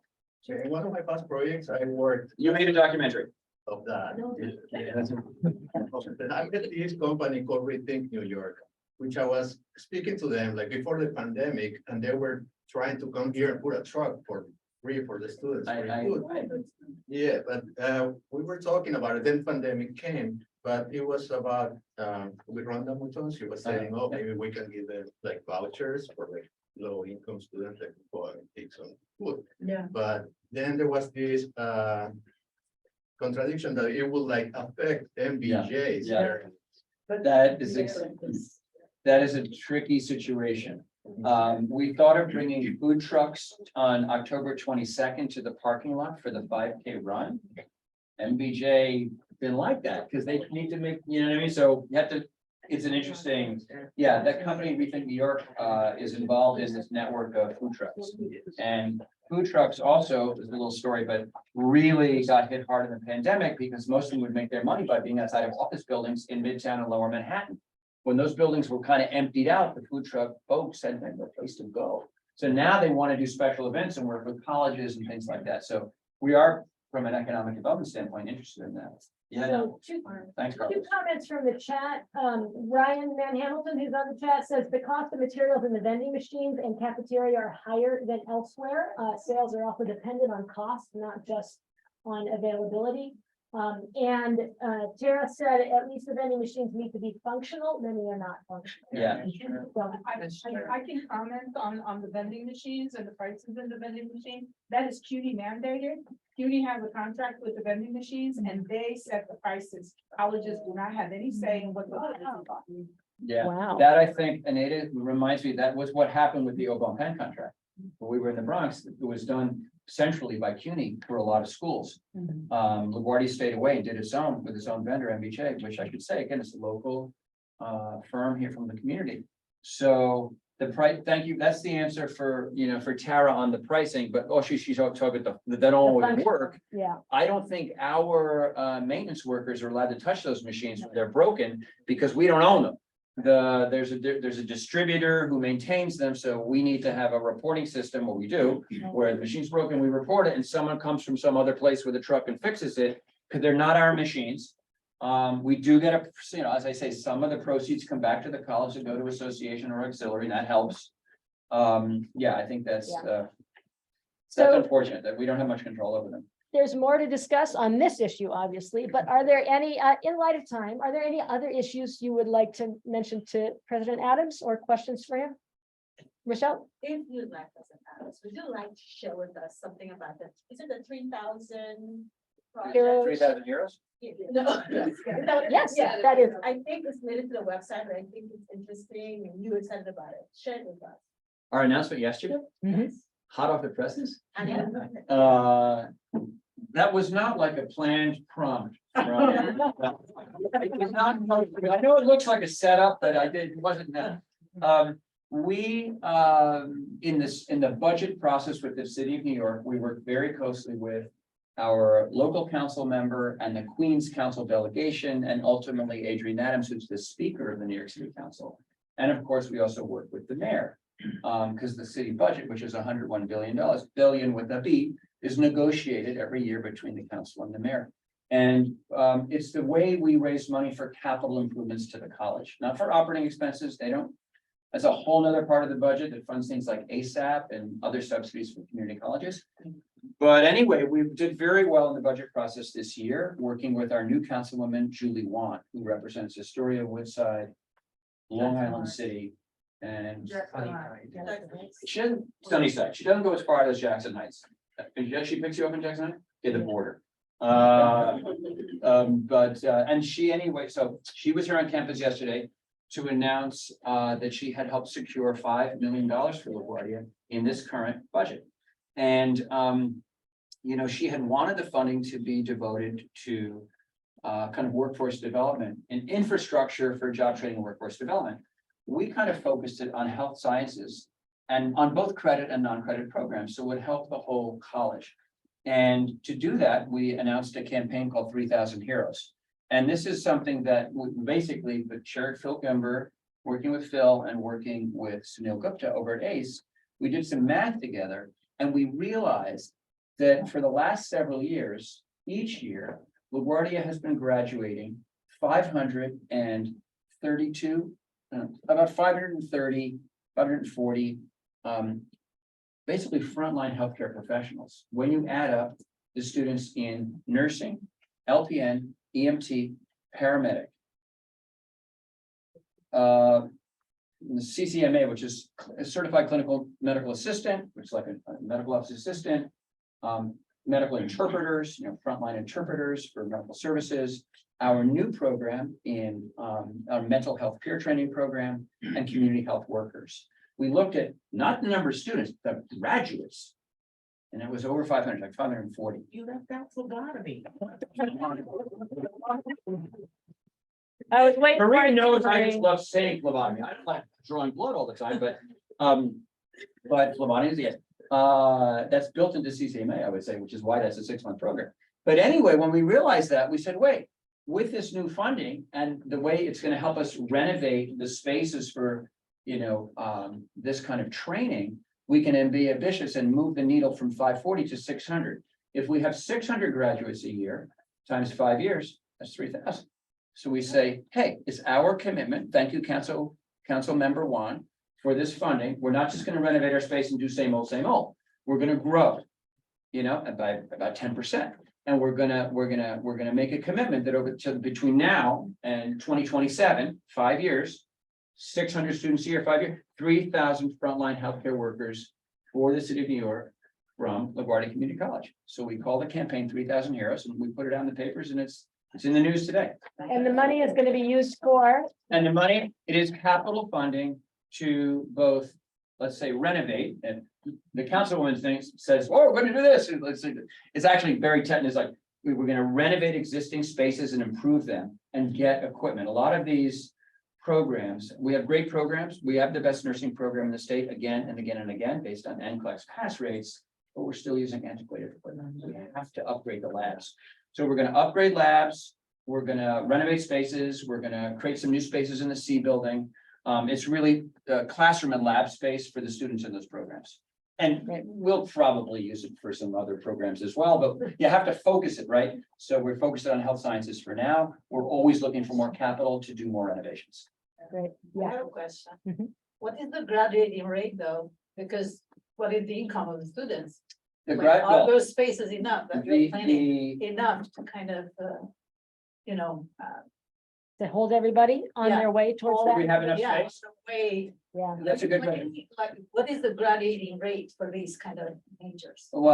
It's, well, But, okay, so that's a complicated question. yeah, it's a bad question. For the credit bearing programs that I mentioned, like nursing, Yeah, and LPN, the graduation rate of the students who make it to clinical is extremely high. yeah, But I said something, of the students that make it to clinicals. So today, there's more than 1,000 students at LaGuardia who say they're nursing majors. Do I have any nursing majors in the room? Students? No? Okay, but they're not. I mean, they're nursing majors, but they haven't taken the T's. Remember the T's is, right? The exam you have to Yeah. take and the GPA you have to have and the very high level of math you have to have just to make it into the clinical program of nursing. This is actually, it's a longer discussion and one that Billy and I talk about a lot. We have to do a better job of having a plan B for, if I tell you, let's say I told you 900 students aren't going to make it into nursing. They're nursing majors, they won't make it to clinicals. So what happens? They can't walk down the street brokenhearted and in debt. No, we have to have them, okay, let's try another. And by the way, that's where things like CCMA, that's where things that might be non-clinical, right? Like we have the best medical office billing and coding program. Amazing, right? We've run it 8 years. It has a 85%, a 92% pass rate, high 80s job placement rate in good jobs at Weill Cornell in Manhattan, doing the paperwork, right? Insurance company paperwork. Not for everybody, but our program is #1 because the hospitals designed the curriculum for us. So you have to have a plan B for those students so they can still work in healthcare if they didn't have the math to get to nursing. So it really, on the other side, on the non-credit programs, they all have, they graduation rates in the 80s, 90s. And the reason there is those are short-term programs, students are paying out of their pocket, okay? Very little financial aid. There's no financial aid over there, except the scholarships we do from the foundation. And the students pick those programs very carefully. And we advise them very carefully, and they're just taking one program, so there's a higher graduation rate. Great. Yep, Jana? That's I had a question about the classes I mentioned. Clip. Yes, so. We don't have time for that one. No. You don't even know if it's a complicated one. Sorry, yeah, well, the classes are English, enhanced classes for native speakers and international students. However, they are very, very expensive. I believe they are 1,700 per semester. Oh, And no, clip is $75. 75? Yeah. Clip is just taking the test. Now, but I know what you're talking about, John. No, you're talking about I know, you're talking about intensive. So intensive is expensive. So, okay, quick little thing on ESL. How are we doing on time? We, if you can, 1 minute. ESL, LaGuardia is the largest provider of ESL in the city. I can't do 1 minute, I have 2 minutes. 2 minutes, okay. So, but we have a lot of ESL. We have ESL in the English and language acquisition, education language acquisition, EL in our department. We have departmental, right, credit, ESL. We have for students that are at the level they're ready to take college level classes, college ESL. But we have the TELC, right, the English Language Center, which is really home to the program that you just mentioned, which is our ESL intensive. This is for international students that in their home country get a visa to come to the US specifically to learn English. And they have to have a certain number of hours per week. It's a very intensive program, or it doesn't qualify. We're the last provider in the city now. The other colleges doing this stopped during the pandemic. So that's really good for us because we get the students. It's an expensive program, you're right. But that's not CLIP. And so that's for foreign students who want to come, learn English, and then stay, get a job, but they have to do this intensive program. It's like 5 days a week. It's intense, that's the name suggests. On the other hand, CLIP is a CUNY-wide program, which is a CUNY language immersion program, okay? $75. We offer it in ACE, and it's, again, for students who are not ready yet to take college level courses, but it's also 5 days a week. It's only $75. And It's- that's for the students that are not international. It is, it depends. CUNY, we don't look at immigration status. So if they are here, it's okay. If well, they gotta be here to go to class. Yeah, So yeah. that's- We did, so CLIP is yet another type of English, intensive English, but it's a CUNY program. It exists in we had a very big CLIP program at Bronx Community College. After all, it's the Bronx, and we had a lot of foreign-born students. And the program that was so big, it had its own building, it was really, our program here is a little smaller because we have departmental ESL. We have ESL in a lot of areas, and we have many students in LaGuardia who start in ESL and move into the college, and many successful alumni. I met one the other day who first come here for ESL, and then, well, I'll give you a quick story. Some of you know Yifei, who is on our foundation board. So Yifei came from China, didn't speak really any English, did all of the ESL in the, in ACE, and then he transferred into the college, and he was a business major, and went on to transfer to Columbia. After Columbia University, he went to Citibank, and he's a vice president. No, now he's a senior vice president at Citibank. So he's on the foundation board, and we're hitting him up for money. Okay. But he started. Yeah, I know him. He started here as a foreign student without any English, and so you can do the full cycle of LaGuardia. Sorry, Right. that was more. No, that was very interesting. All right, because we have committee reports and hopefully short or not many, but we do need to hear from a few. Any one last issue? Yes, Susan? Yes, so President, this is my last question. Like, it's a kind of suggestion from a lot of students. So I myself am a student who also works out of school, and I come straight from my work to school, and I might have like 45 minutes or an hour. And I see a lot of students who will be like tired from their work, and they'll be sleeping on the floors or on the chairs and all this stuff. And Especially at the bottom of them building. yes, Yeah, by the bookstore. yes, Yeah, exactly. And Big then nap area. that's the case going on. And then I have heard from a lot of students that they would like to have a place, like at least a rest area, so that they can feel secure and they can feel like at least college cares about us, and then we might give something to the college too. So like they will be more in love with the college. You don't love the one. You're breaking my heart. It's a really interesting point. That's an interesting thing as I get to know the LaGuardia campus. We don't have a space like what you and I are thinking about, which in some other colleges, sometimes they'll call like a student union or a student lounge we have spaces, but like the atrium is kind of cold, right? In this building downstairs, right? And I see a lot of students in the C building lobby area in those big kind of cocoon chairs, taking naps and on their laptops and talking. And that's nice, but it seems like it's informal. It's not set up. So I think it's a really great point. you know, what kind of space would we create? Right. Denise has an idea. No, This is a very big student affairs issue, so. You got it. okay, thank you. I just wanted to jump in really quickly. I want to say that Campus Life is working with the administration to create a space like that for students. So it's actually going to be an M118. So we're working to actually create like a game space, a lounge That's great. space. That's great. Space where you can have the pool tables, gaming. Oh, wow. Meeting. So.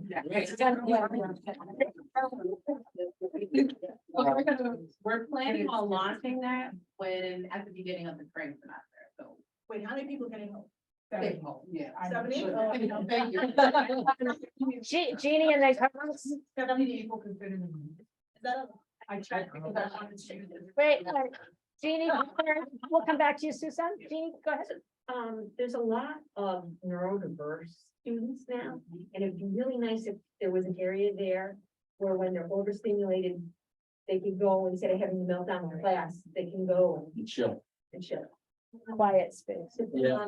Delphi has a whole room, they have a bridge program for the neurodiverse, and they have a lot of sensory stuff in there, so.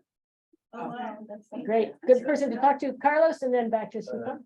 Like many years ago, there was a space, designed only for the students to go and rest in there. So the fourth floor of the C building, you go on the left hand side.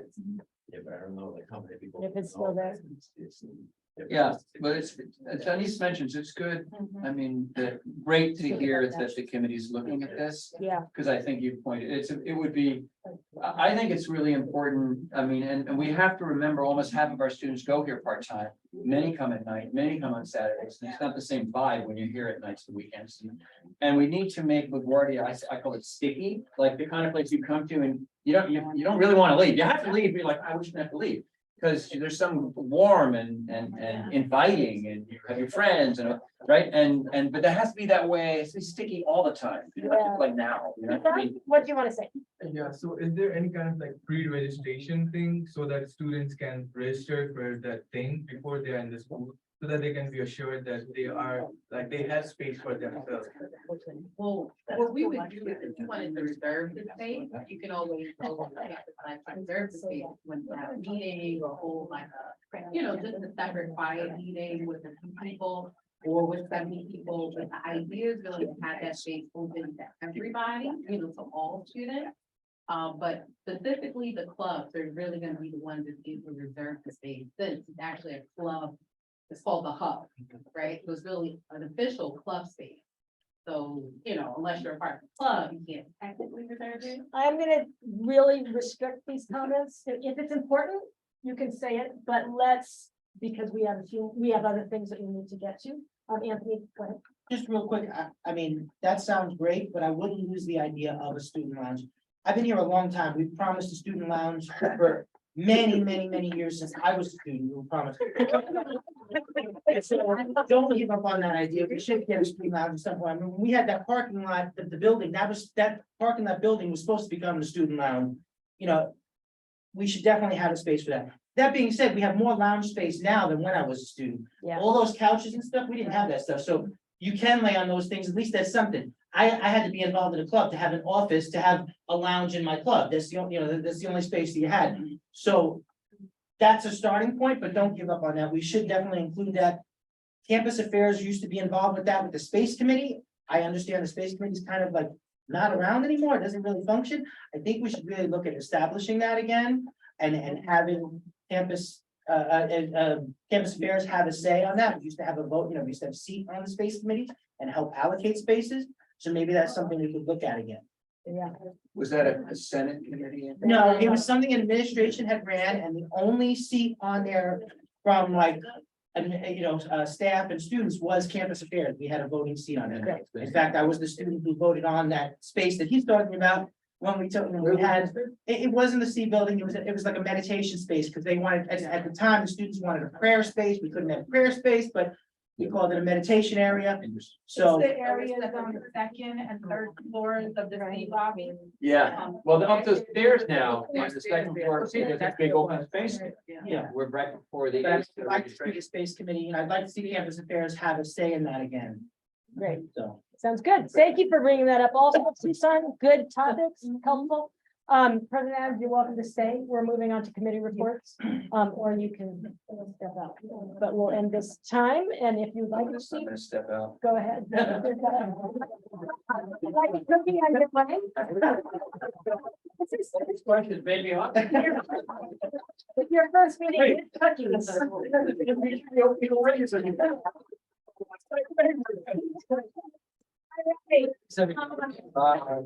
I'm gonna try to move us along. Committee on committees. Chairs, is there a report for you? Yes, so thank you all for your support in helping us recruit. We are still recruiting for the transfer committee and the committee on elections. Patricia just ran out. Yes, so I will again be sending you all an email to recruit for that. Great. And we need 2 students for campus affairs. Great. Thank you very much, Chairs. Academic Standing Committee. Willa, thank you for being here in person. So we are working on, we revised a little bit the exemption policy, and I didn't get it on the agenda on time, otherwise we would have talked about it, but in January, we'll bring it to the Senate, and we are heavily working on the attendance policy revision. Hopefully, we'll have something maybe to even present to Senate and have your feedback on in January. I'm hoping that's the plan right now. All right, thank you, Lila. That's Academic Standing Committee. Committee on Campus Affairs. Hi. Hi. I'm the outgoing chair, and Yeah. we actually have co-chairs that were elected at our meeting this past Monday.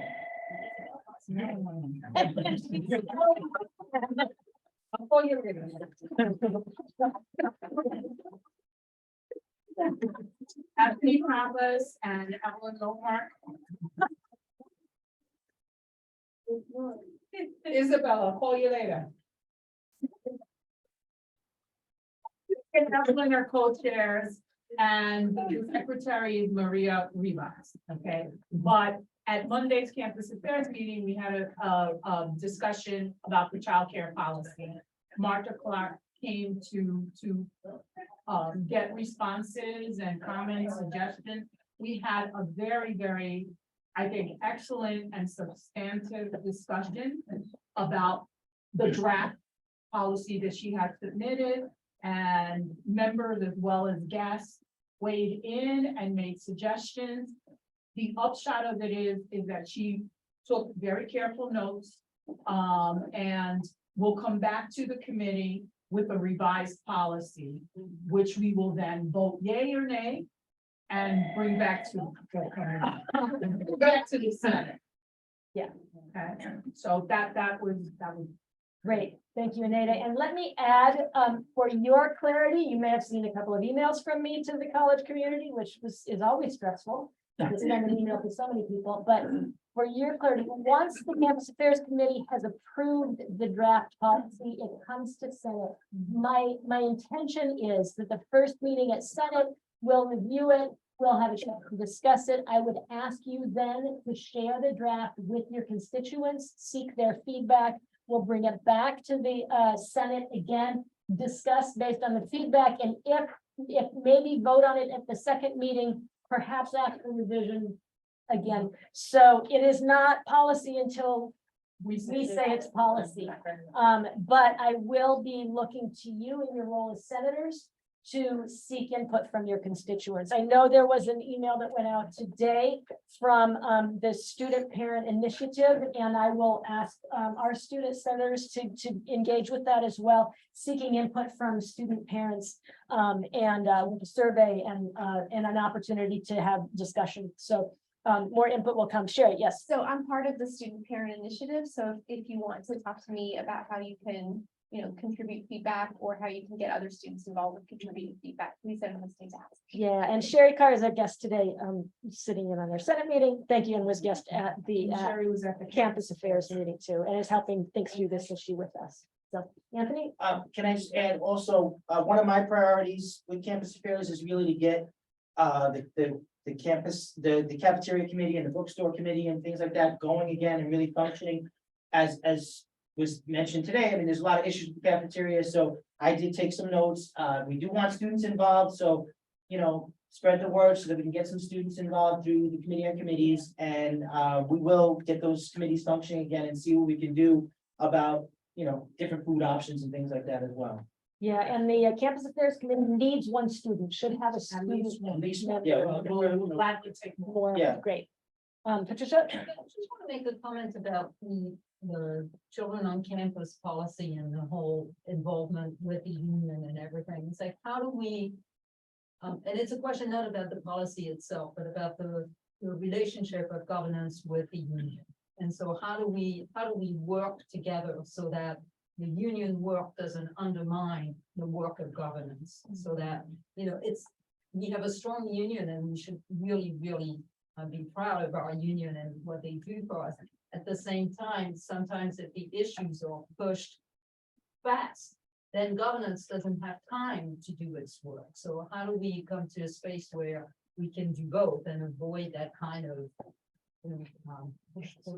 push and pull all the time about who's doing what and how? So Right. that it's right. Yeah, I'm sorry, I'm not very clear. no, it's a great. Question. It's important for all of us as members of the Senate to be mindful of it. To And Sabine? we're also members of the union at the same time. So Or, yeah, many of us are. we want to support the union. Do I want to sign the petition of the union about the children's policy? But at the same time, I'm involved in governance, trying to get the policy moving. Yes, yeah. It's very difficult. Of course, I want to support the union. Am I undermining governance by signing that petition? Probably not. It's no big deal, but it's kind of, you know, my mind is working to. And I'm hoping to, I know that the union is electing new leadership. I don't know when that new leadership will take effect. But I am hoping that to work on facilitating dialogue myself with union leadership to help clarify our roles, and so that there's good understanding of the role of governance and what the Senate does and our relationship to the administration, along with, I think the union makes its standing, its function clear, and we see that, but I want to also make sure that there's good understanding what our role is. So I want to continue facilitating that, hopefully, and I'd ask you to be mindful of it too. Our goal is to enact the governance plan as written, and that includes that we are the policymaking body at the college, which is why we're being recorded right now, because that's part of the open meetings law. Cindy, did you have a comment? This is an important issue that's come up before. I wish we could just divide up the issues, you know, it's crazy to both be working on the same thing, and it should be one or the other. I would see I see the union as another vehicle for input, another location to facilitate communication between the college members of the college community and both the administration and with the governance body. So there's a way that I think we can collaborate together, but it does matter that the role of shared governance, I think the college community can use a better insight into how shared governance works, what our role is, and that we're trying to make it work effectively. So, Anita and then Liz. The way I see the union is as an advocate for the employees and the students of the college, okay? But they cannot dictate college policy. That belongs to the government, to the Senate. So I think we listen to what they have to say, the resolution that they wrote. There might be stuff there that can be incorporated into the revised draft policy. So, you know, it's difficult to read all those emails and some of the vitriol that has happened and the shaming of people who may have a difference of opinion. But it's the way this college functions, and it's the way that, you know, you sort of get to hear all voices. But you have to understand that it is the Senate who's going to approve the policy. Okay, or not, right, you know, it is not the union. Now, if they want to go to CUNY and negotiate for funding or whatever it is to help, make this CUNY-wide, well, I'm all for it. I mean, we should all be for it. Right. But I see two different roles. There's different roles, right? Yeah. Liz?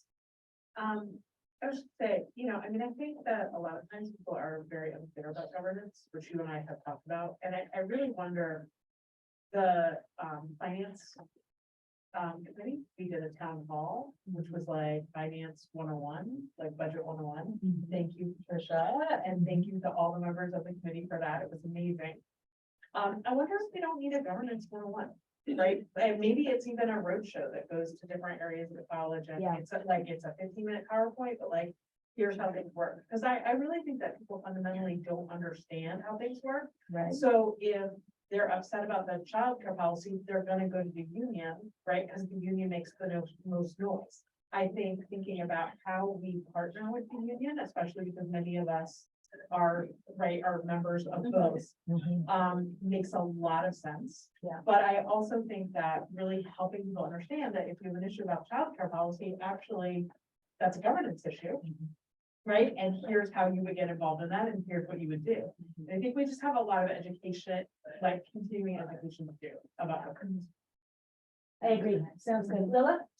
I think these are really good points. I also, just to feel a little bit more hopeful here, I also feel like sometimes things bubble up through the union.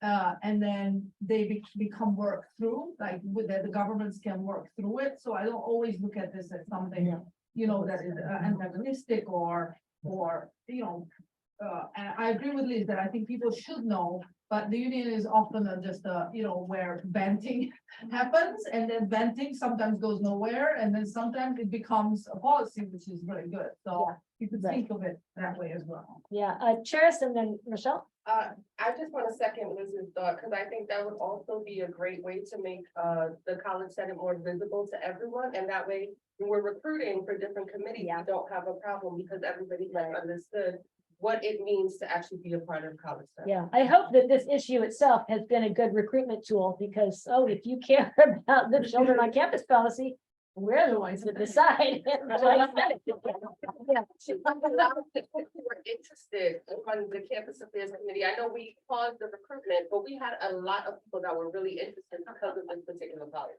Great, so we'll continue those discussions, yes. Yeah, we don't want to. I don't want it to be a one issue that you're joining campus affairs with one issue. Right. Because campus affairs works on a lot of things. Yeah. Right. Yeah. Yeah. I'm glad that they were doing that. Somehow,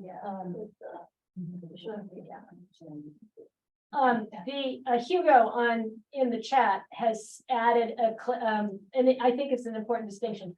He said the union defends the rights of workers and the Senate sets policy. Yeah. Right. So obviously both important functions, but real different functions. Right. So more on that, and governance 101 is a good idea. We did our first attempt at something like that with opening sessions, and we only had governance members show up for it, but we had a nice time together. And maybe we can work with Manny to do more marketing or making. Yeah, we have we will try to have regularly a Senate update in that campus update that comes out on Wednesdays. We would have one now if I had a little more time to draft one, because that was on my list of things to do. And I will make it, so at this point, a little help in drafting it, but I also, this is something that I can do quickly, an announcement about recent Senate work. I want to keep that, make that a common thing, or that the campus can get used to. But then we can also work on raising the profile of the Senate. I think this is helping, but, and I think the academic department meetings are another location where everybody shows up, they have to be present, and it's a place where we could maybe do a 10-minute presentation and talk about governance or something like that. So let's keep these ideas going, but not, yes, Rochelle, thanks. One quick thing, and you kind of got to what I wanted to say, the union have a contract coming up. And I think that we need to kind of support them, but about the things that we want to tell them what we want them to focus on, as opposed to them creating their own kind of agendas, which is where I think we are. But I want to be clear with all the support of the union, we love them, they've done good things for us and there's right, working Right. conditions, Yep. so they have a clear role and let's keep them on that. Yes, path. yeah, I agree. All right, thank you for that. I am now going quickly. Committee of Faculty, Diane, any report? Or Claudette? The committee, we're meeting after today's Senate meeting, and we're going to confer spring 2022 degree. We're voting to confer spring 2020 degrees today. Thank you very much. Budget and, Professional Development Committee. I don't know that any of the co-chairs of professional development are here today. So, Budget and Finance Committee, Patricia, we've already heard a little bit about what you've done. And to reinforce what Liz was saying about, and the union, I saw an email in the, on the union listserv, asking questions about the budget that we covered, about the PS and travel funds that were covered in our, session on the budget. So Send that's where PowerPoint. there is. Send PowerPoint. Yep. Send PowerPoint. That's what I did. I sent the link to the YouTube video, and I think that that's also another question is, I'm supposed to send the link for the video of the town hall that we did on November 15th. The question is, how much does it pay to send those individual emails to the entire college group where we get so many emails anyway? And does it make a difference that it's sent by me as opposed to coming from the college senate, or be part of, as you said, an update with the senate itself? Yeah. saying, this is the That senate. would be another thing to So update. I think those are questions we Yeah. ask, because my name doesn't carry, it doesn't mean anything. It's my name. Yeah. And so, thank you. It's like, who do you associate with what? And does it make sense to associate me with the Senate Budget and Finance Committee? No, the Senate Budget and Finance Committee should have its own structure, so that when you have a different chair, the committee is there. So, Yeah. and does it pay for the Senate Committee to send its own email? Or should it be sent by the college senate? Because Right. anyway, it's a committee of the senate. So Yeah. I was wondering about these questions to. the I'm Senate. wondering about finding a way to post PowerPoints on the Senate website as well. I mean, so we need, and again, because I'm dependent on the communications staff for our website, it's hard for me to play around with things, but that's on my list of things to look at too. So that we can, so right now, the recording of the town hall is on the Senate YouTube channel, which is why I need someone else as I learn how to do it, to run that, so it can look professional and not like just what I And I can think throw together, but I'll ask Jill to send it from the college senate, so it's better than being Sure. sent from my name. it's good. And I think the it's one PowerPoints thing are that- helpful to see too, as helpful as the recordings when you can flip through quickly. Maybe But- send it to everybody because Not Yeah, yet, so. yeah, send it to everybody and tag Yeah, us. but that's what I'd like to do then is send it through from the From the college college senate, senate, rather right. than under my name. That's. what Good I- idea, good idea. So the other thing I want to say is that I'm also on the UFS Senate Committee. It's called the Senate Advisory Committee. It's at the University Faculty Senate. And the situation doesn't look good. That's what they came- For finances and budget.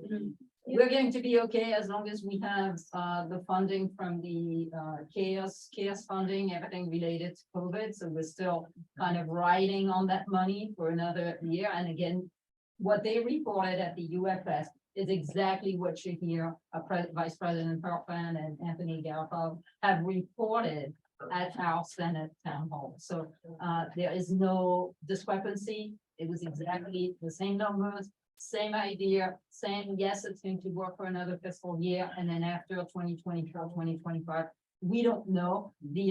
I think it's the financial, I don't know what her role is.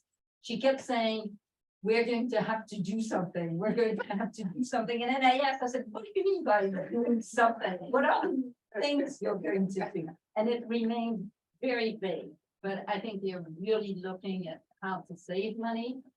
There's also colleges that, four-year colleges that used to get their students from us, like Brooklyn College, are now seeing a decline in enrollment too, because the students that need to transfer from here to there are not transferring. So the high enrollment at the four-year colleges, I think it's also reaching a peak there, and everybody's so some colleges are in better shape than others. They didn't really want to go buy colleges, but overall situation is like CUNY in terms of budget. Yeah, unless we get more money from the city, from the state. Okay, thank And you. people may have more to say about this, but that's. Does Hugo have more to say? You want me to? Yes. So we are already 4 minutes over time and we have quite a few more reports. If there's something you really want to add, go ahead, but otherwise I'm going to keep moving on. Committee of Staff and Alumni? The last meeting, we talked about the children on campus policy. We had a really good discussion, and then our next meeting is December 8th, Thursday. And we're gonna talk about wish lists. Great. Sounds good. Thank you very much, Cindy. And you know, the co-chairs, the new co-chairs of COSA, since Anita has been in the past, Cindy, Bush, and Dunnis. So Hugh did comment in the chat about the budget. He says the budget, according to Mayor Adams, the budget is a perfect storm tsunami. So there we go. That happened. Committee of Students, would you introduce the co-chairs of the Committee of Students? Both of you, introduce yourselves. Well, I believe most of you know me. I'm Gintiana. I'm from a business major, and I work as a peer advisor and intern at the president's office. And you are a co-chair of the Committee of Students, and As all of you know, I'm Susan. yes, we know you already. Yeah, I'm also a co-chair of Student Senate. And Great, thank you. Do you have anything to report? So, we don't have much to report actually, but we're thinking of creating a wish list. Great. yeah, and also like previous Wednesday, some of us did join the SGA meeting, thanks to Ryan. And we did join, and then some ideas struck with us. Like I had an idea of making a Dropbox for students so that they can write and drop their list or problems going on. And then I also got to know that STA is also working on that. So like we're planning to work hand in hand on that. I'm really thankful for Ryan to help me with that. And yeah, we're gonna work with that. And we're going to install that Dropbox. Great. Very good, very good. And our main concern about the students was about the vending machine and the sleeping shelter, something like that. But yeah, thanks to student. So we already discussed about it. Great. Yeah, Thank you, Ryan, and thank you for being here too. We look forward to increasing collaboration with SGA. Committee on Elections, I know there's no report right now since that is paused, but let me just say, we need more people on that committee. It's an important committee to keep the Senate functioning. So please, if you haven't volunteered for something, consider volunteering for the Committee on Elections. Patricia has been instrumental in kind of organizing it, and she will stay on the committee and help train new members in how to run the Senate elections, which happen in work happens in August in preparation for September and October when the elections run. And we're losing Anita to 2 people. Yes, the committee is almost kaput. And yeah, so they consider, and you'll hear from. You don't have to be a senator to be on that committee. But why would you want to? Especially if you're a senator. Yeah, but yeah, well, more on that later. Transfer committee, I know we've heard a bit. I have the update. Oh, yes, chairs, thank you. So on behalf of the co-chairs, they wanted to report that they're still restructuring the committee and taking into consideration the university-wide and college-wide transfer initiatives such as ACMO 2.0. And they will be developing a project in the spring. Also, the committee is having its final meeting for the semester this Friday. Great, thank you. Food Insecurity, Justice and Community Need Committee. I know Rebecca's posted in the chat. Rita, she shared. So there is a self-care drive announcement that came out in the chat earlier, which we don't need to know. Oh, then there'll be a conference on food justice in the spring 2023 semester on May 24th. And the committee is working with the LaGuardia Humanitarian Initiative. And they will look for, they're looking for faculty and students to be involved in this, along with student groups in other, in another, I don't know what she means, construction event that will coincide with the conference. Yeah. Oh, that's why I couldn't read that word. Got it. Another chance. It's Construction. The name, it's an official, a national event where they raise attention to collecting food in cans and distributing it. And some universities participate, some cities participate, and it's where we had those builds made out of cans last year in the second floor of the C building. Great. Thank you, Rebecca. So there's a lot going on with that committee. Then the ad hoc committee's governance plan revision committee has now completed its work. Let's see. Anything to add? Our work is done, so the committee is dissolved. Great. That is what an ad hoc committee does. There is rumor of a new committee coming, but we'll save that for January. And that work is finished, but there will be some ongoing work. So more on that in the future. IT advisory committee. I don't know if any of the co-chairs are, oh yeah, Ian is here. I don't know if you have. Hello. Hello, Ian. Yeah, very briefly. So we met earlier in November, and the main topics that we're currently tackling, first and foremost right now, is trying to get to the bottom of laptop and Chromebook loans for students in advance of the spring semester. We've all discovered that there's some confusing and conflicting information and on the website, and I think there's been some general confusion about students about how and where and when they can check out laptops and Chromebooks, and also just knowing the difference between the two and how they can meet their needs or not, depending on what they need to do with those machines. So we're looking into that. And we're also at our upcoming meeting in a couple of weeks going to be getting a report. Well, we hope on the new email software or service or whatever you would want, whatever you call it, the Office 365 mail, which at the very least will give us larger inboxes. So that's nice. So you won't spend half your day deleting messages anymore.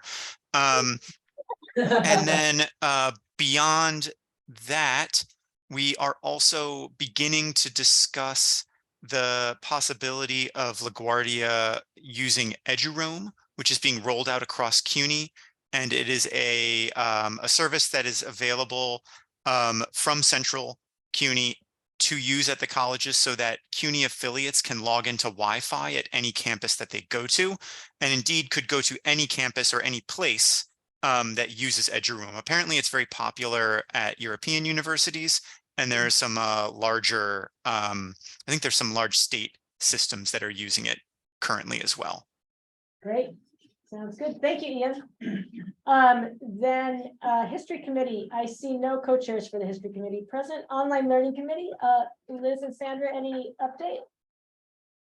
The committee has been meeting. We are meeting monthly, and we are continuing our work. And right now we're trying to shepherd through the resolutions from the report, and then also begin our work on researching student services. Great. Thank you, Liz. And thank you, Sandra, for your work on this committee.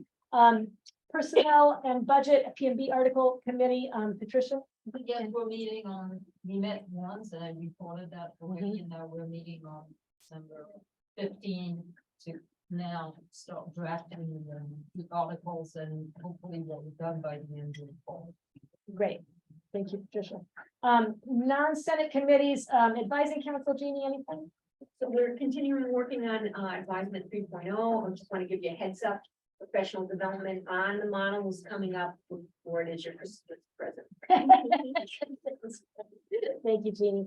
Enrollment Management Planning Group, Jill? Yes, we are meeting tomorrow. We've made a couple of strides in terms of getting faculty-led enrollment initiatives on the radar of administration. Finally, somebody's listening. Great. Good. So if any of you have any side things that you're working on in terms of enrollment, if you have connections with community-based organizations and you want to set up links or pathways to enrollment, let me know. Great, important. Thank you, Jill. We have no unfinished business. New business is next, and because we're out of time, we are actually planning at a future meeting, hopefully in January, to have a Robert's Rules Parliamentarians refresher on new business, and then trying to shift around how we manage committee reports, so there's actually time for new business, because it is a prerogative of you as members of the Senate to bring new business to the Senate. But alas, that's not today. Any announcements? Rochelle? Okay, faculty council sent out an email to our Colvin did. We're going to actually have a version, a small version of our annual auction. We raised money just $1%. So please look at her email, buy some other stuff from Setters or a reef or something, make a big food donation. We want to raise as much money as we can for student scholarships. So please participate. Thank you. Thank you, Rochelle. Any other announcements? It's Get John's birthday tomorrow. Oh, yeah, that's birthday. Happy birthday, Diana. Any other announcements? Yes. Just to piggyback, that auction is going to be during the president's holiday Yeah, reception in the December atrium 14th. on December 4th. December We 14th. finally sent it out today when you go to 3 to 5. there's the Great. invite there. We wanted to wait until we actually declare off and send it out first before we jump to that. Okay. I believe we are ready to adjourn the meeting. I need a motion to I adjourn. move to adjourn. Rochelle, Anita as her last act. Thank you, everyone. All in favor? Right. Thank you, everyone. Thank you so much for being here. And for you at home, thank you so much for being here. Also.